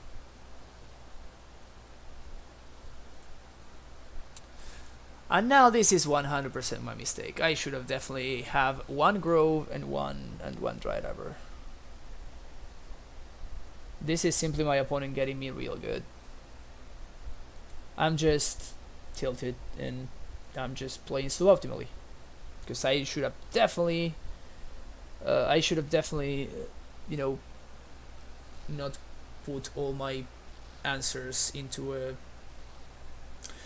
way that's answered by a single surgical.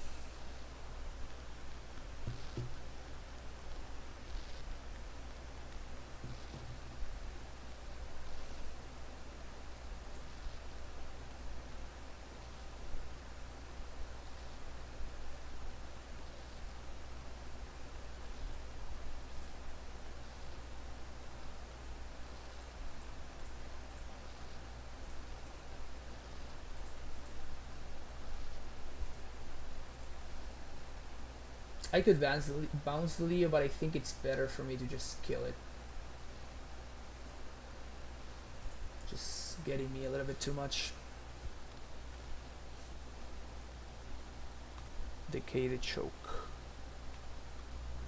Okay. Loam.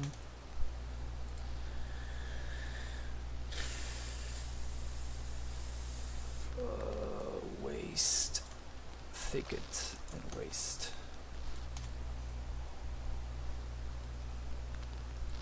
That's the waste.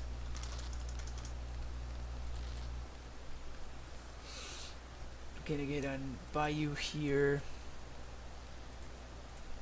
Kill the Leopold.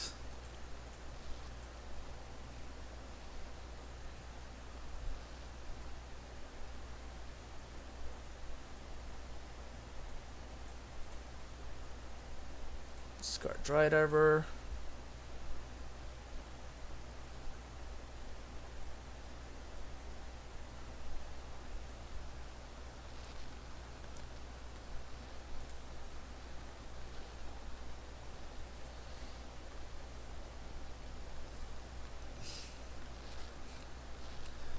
At this point I just think I need to loam every turn.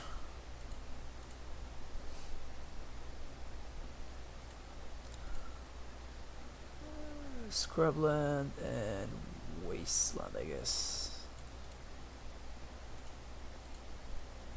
Don't surgical knockabout bits.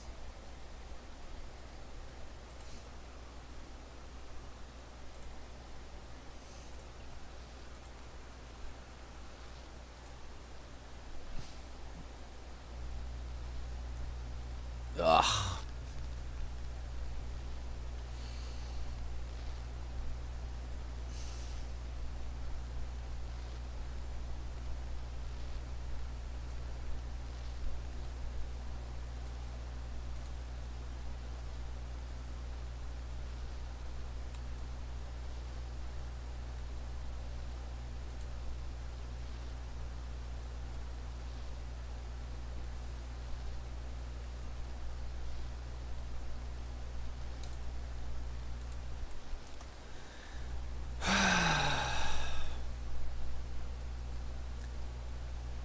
I think they just have more grindy stuff going on.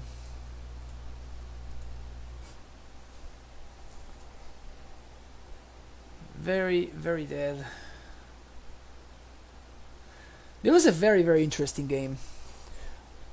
My opponent's deck just ran smooth as butter. It was very, very impressive.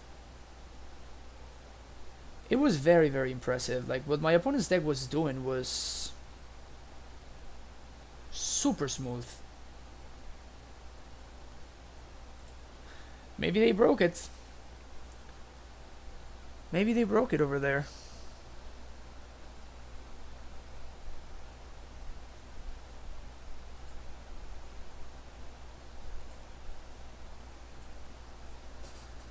Get Caracas by you and doesn't matter.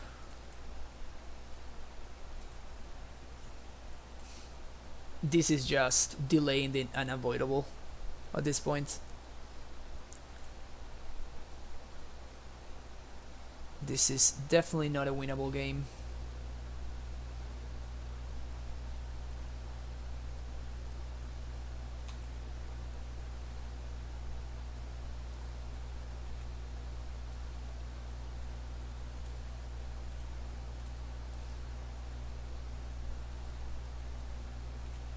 I'm getting attacked on too many axes.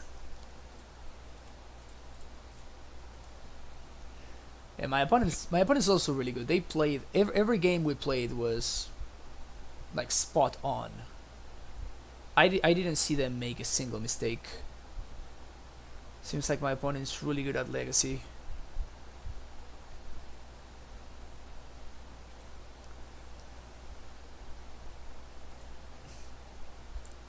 And I gotta do this.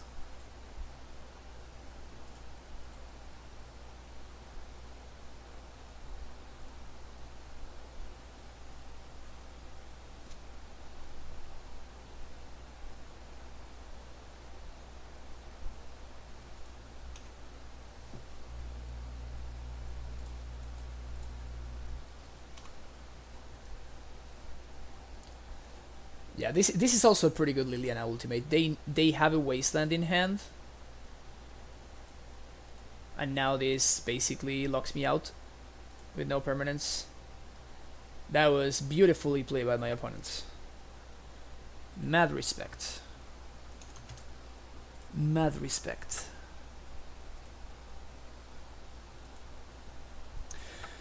That was pretty sweet. That was a very, very sweet, long and draggy game. We're 2-on-1,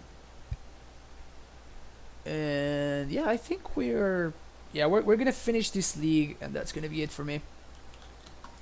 But yeah, in the meantime, we are definitely finishing this up. That was a pretty cool game.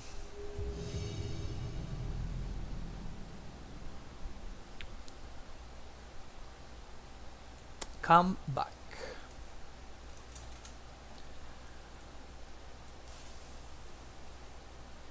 Waste Loam with P-Fire and Bobs. Guess this is a keep. Bayou. Llanowar Elves.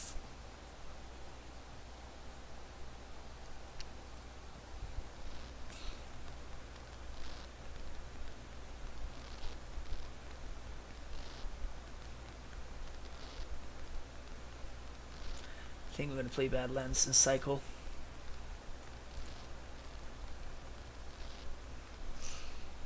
I don't want to wasteland my opponent, because if I wasteland them, they still have a mana source in play anyway, so it's not really getting me anywhere.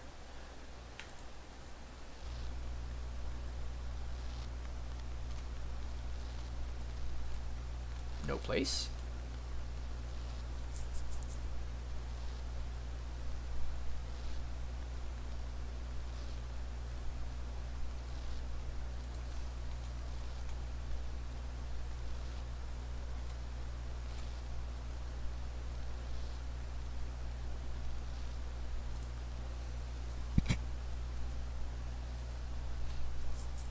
Alright, if we do not die this turn, I think we are pretty favored to win. Whoa, what happened there? Why didn't... Do I not have... I didn't have that stop right there. That's very frustrating.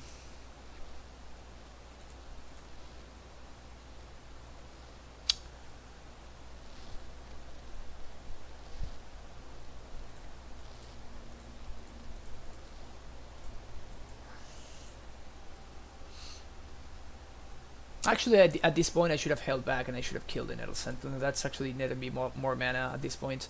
Yeah, my opponent should have... Magic Online.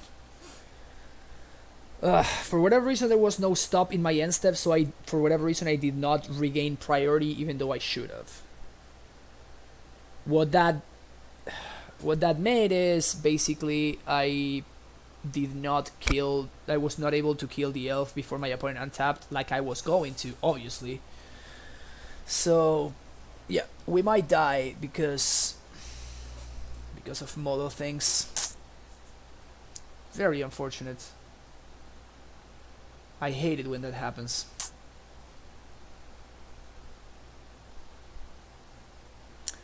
But at least this is it, and my opponent doesn't have anything else going on. So maybe I can do some damage control, and I can...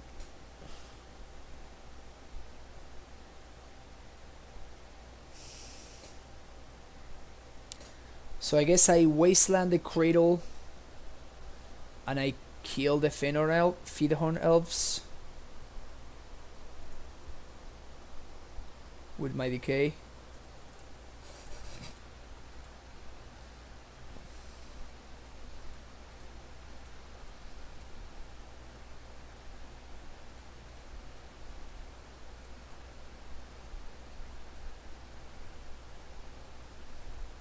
This is the best way for me to stop my opponent. If my opponent has a second Cradle, I'm not winning anyway. So, if I manage to untap though...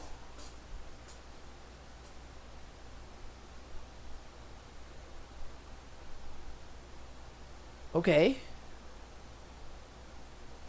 That's less bad for me.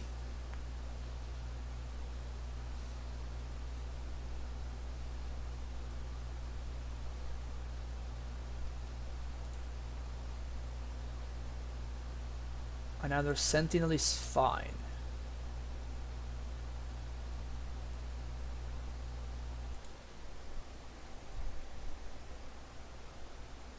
And what else? No symbiote, please.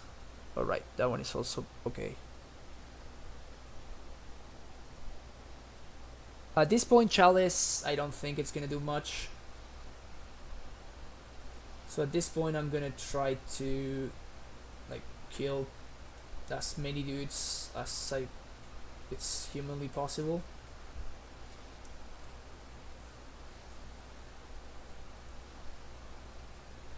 I guess next turn I can Loam plus Chalice. I'm gonna take 6 this turn, go down to 10. Oh, never mind, they have natural order. I'm just dead. Yep, it really sucks. I wanted to kill my opponent's Llanowar Elf, and for whatever reason my stop on my own end step was not clicked. So I was not able to get there, apparently. Sometimes Moto just gets ya. Liliana is not good in this matchup. Zenith is not good in this matchup. Swords. Teague basically stops Natural Order and Green Sun Zenith, which is reasonable to an extent.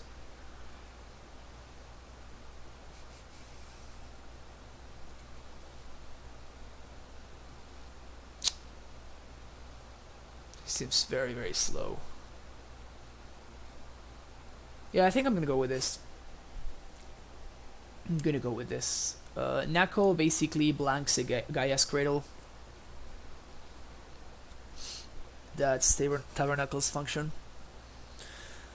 Yeah, I think we would have won that game. I think we were going to be a favorite to win that game if I had been able to kill my opponent's dude when I wanted to. But yep, sometimes Moto gets ya. Sometimes Moto gets ya. Okay.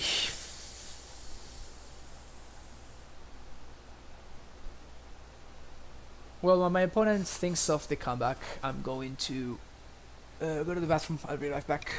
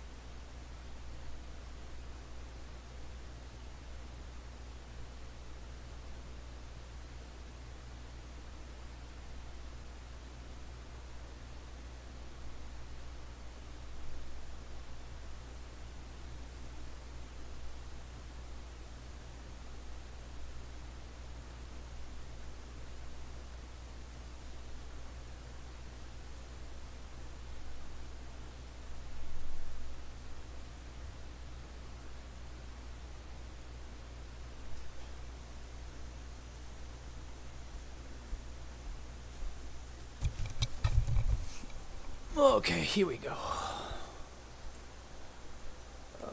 Bob, Teague, Decay.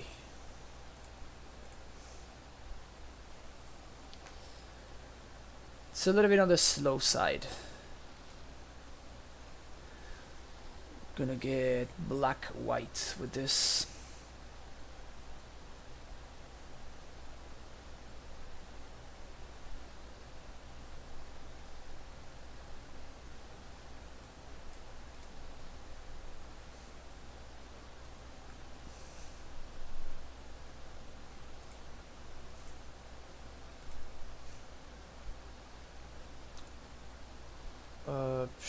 Sure.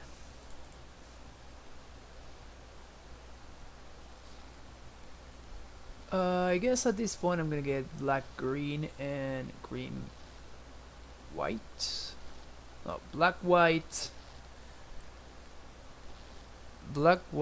and green, black.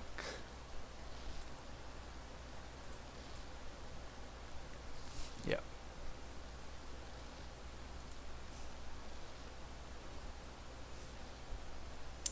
I'm gonna take the chance to do this right now, because the fact that it's Quirion Ranger instead of like any of their mana dorks means that whichever mana dork they could have, with the exception of the other ranger, the Birchlord Ranger, it's gonna be summoning sick. So the Quirion Ranger is not gonna be that powerful this specific turn.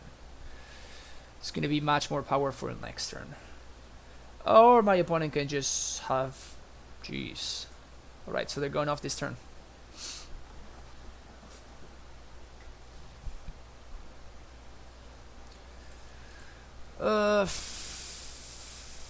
So Golgari Charm would be a pretty good draw. But at least that's it. They're not going off further than this. Golgari Charm, I think, is my absolute best draw.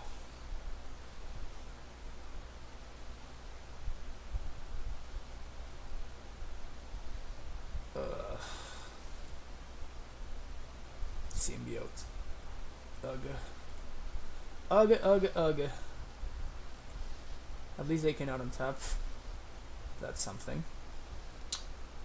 What? Oh, they still had the Quirion Ranger activation. Oh, gross. So they have a Ranger and a Bayou in hand.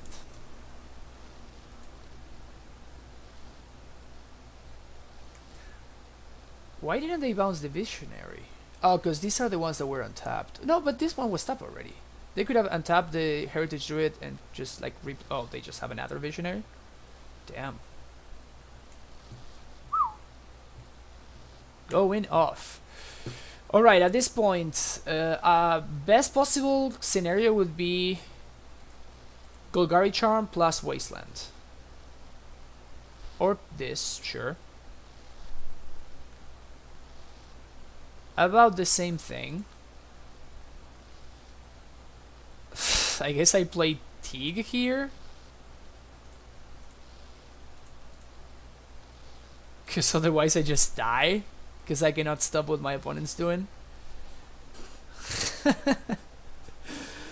Yep. This did not work out great for me. This did not work out greatly.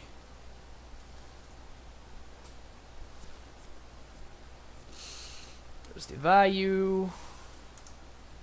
Now they can start doing the whole... They didn't bounce Visionary end of turn though. Oh, they just have Decay plus Natural Order, so they just have the kill. That also works, I guess.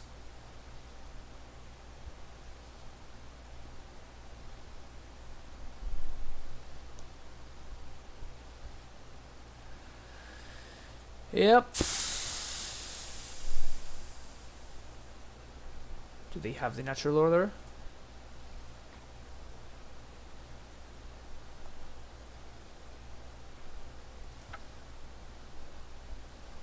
Just show me. Oh, just hard cast Hoof? Or...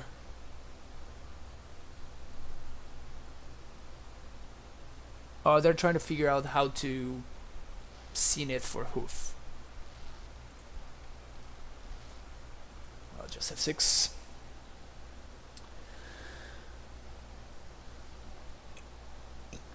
Yeah, this was not a good showing. Maybe I should have mulliganed into some sideboard cards. My opponent's start was just too explosive, and with the necessary interaction.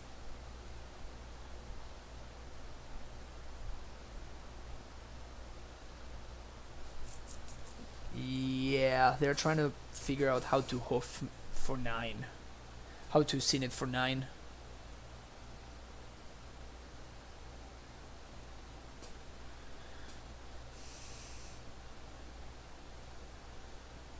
It should be lethal though. 1, 2, 3, 4, 5, 6, 7. So that's at least 14. And they can still activate symbiote, which they have not activated yet. So that's even more than that. So there we go. Finally. All right. Let's try to salvage the 3-2, and not make it the most miserable stream ever. It was bad. It was bad. With lands, we got absolutely demolished. And I'm getting very, very poor. Ugh. Yeah. Yeah, it's really shitty to like start 2-0 and then 2-0 into 2-3 is very sad. 2-0 into 3-2 is a little bit less sad. Now, what really annoys me is the fact that we should have won that first game. I think my opponent had mulliganed and they are slow. Their hand was slow enough that if I had killed that key dude in that key turn, I would have been able to get back into the game. Anyways, I'm gonna fill this bad boy up.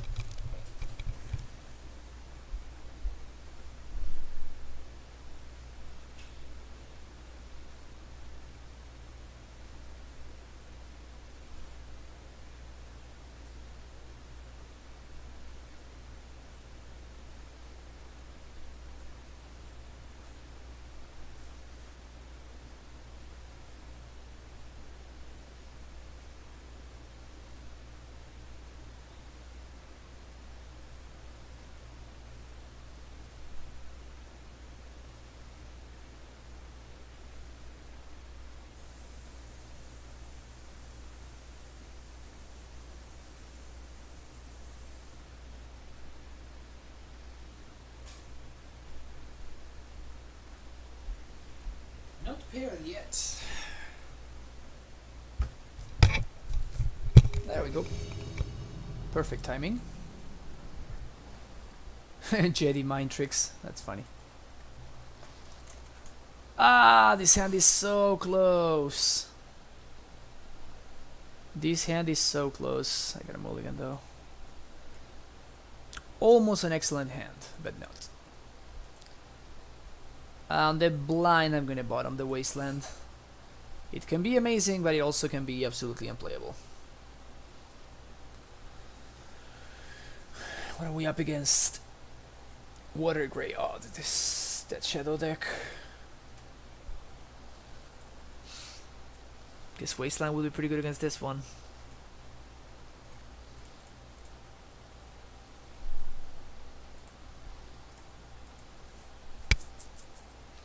I guess this runs into stub.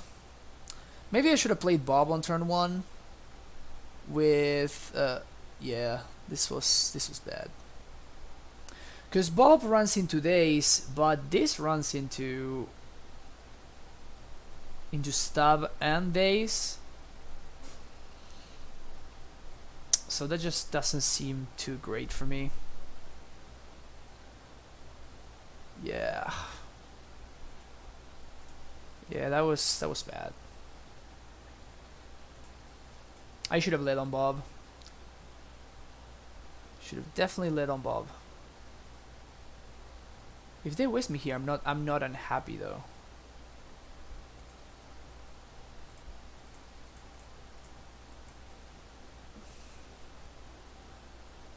If they waste me again, then yes, I am unhappy. Is to dismember this. The good thing is that I have answers to Death Shadow and Elves. Ugh.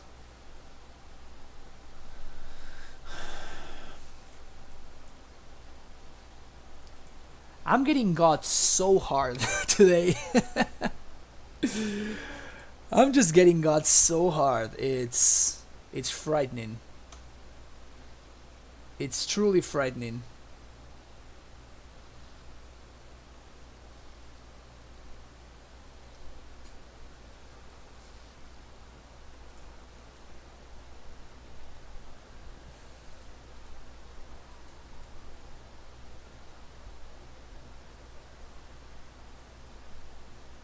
how does the 17 land deck draw more lands than the 27 land deck is something I don't understand. They didn't cantrip once, and yet they have like 5 lands to my 3.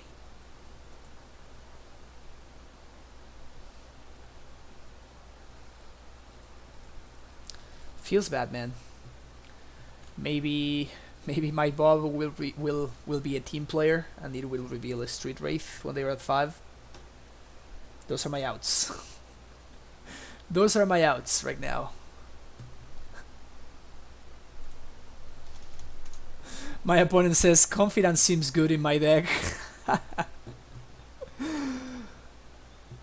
That's funny.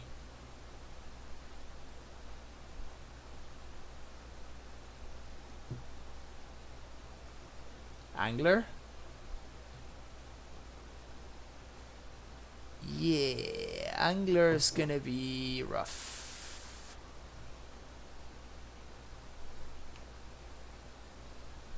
Angler's gonna be very rough.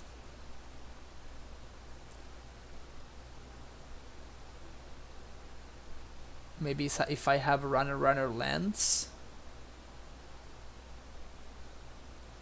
Black source first? Yeah, of course.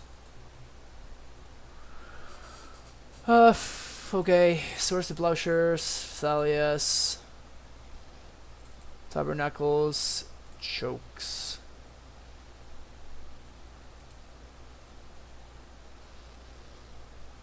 Teague out.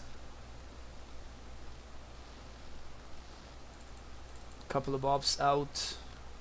Zenith's out. And one more thing. Library, probably? Mox Diamond. No, Mox Diamond's fine. Do I want Last Hope? It's a pretty big question. Do I want Last Hope or not?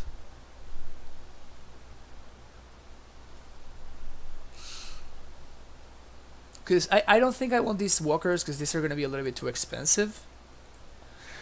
This game, this matchup runs on very thin margins, but Last Hope is actually castable. I think Veil is going to be better though. Yeah, let's go with this. And I definitely want to keep all my decays and all my P-Fires, because my opponent will bring Planeswalkers of their own. And I definitely want to be able to answer their Death Shadows and Delvers and whatnot.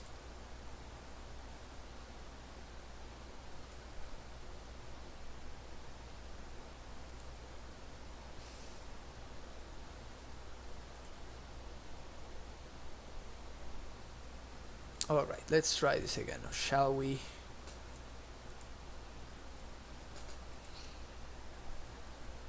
These hands don't do anything. This one is not bad.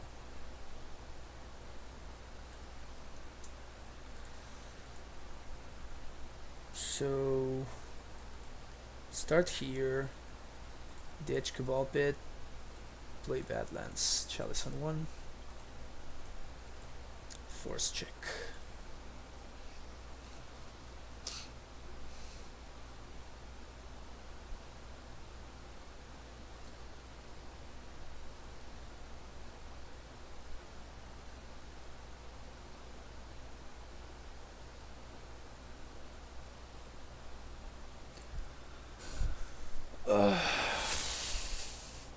Down to 2 cards in hand. It's pretty funny. It's kind of weird the fact that I cannot cast a Knight here. That is kinda awkward. This is not bad though.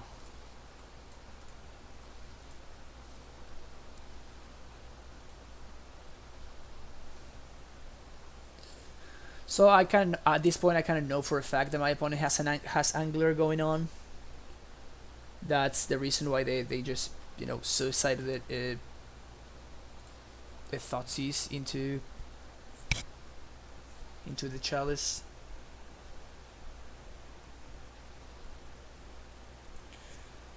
Yep. Angler coming down.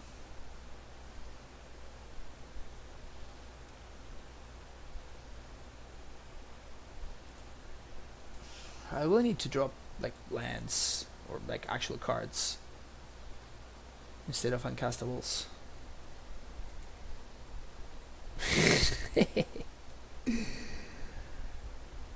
Oh yeah. Oh yeah. This sounds about right. This sounds about right.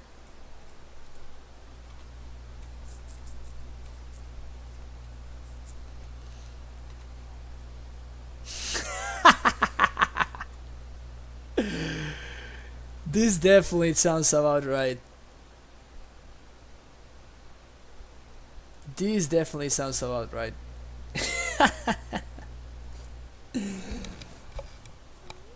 That's hilarious. The daggers just...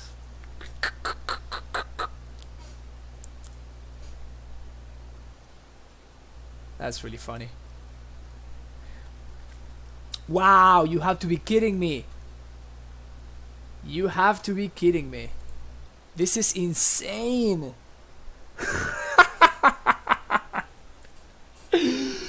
This is absolutely insane. Wow, I can't believe this.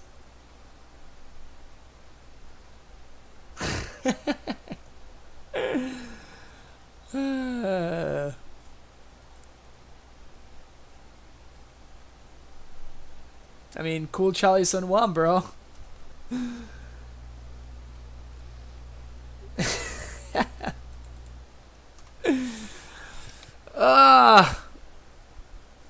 These have been like the most painful games I've played in so long. This was insane. This was absolutely insane. Alright. Okay, we got absolutely demolished. The deck was just laughing in my face. It was a little bit funny. In any case, hope you guys at least, you know, had some fun at my expense. I will be probably back tomorrow around the same time. I will be doing some Modern tomorrow, most likely. So we'll see how that goes. If you have not hit that follow button, please do so. And you can hear the next time that I go online. But yeah, hope you guys have a good time, and I hope you have a great rest of your day.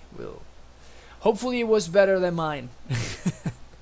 Bye bye, have a good one.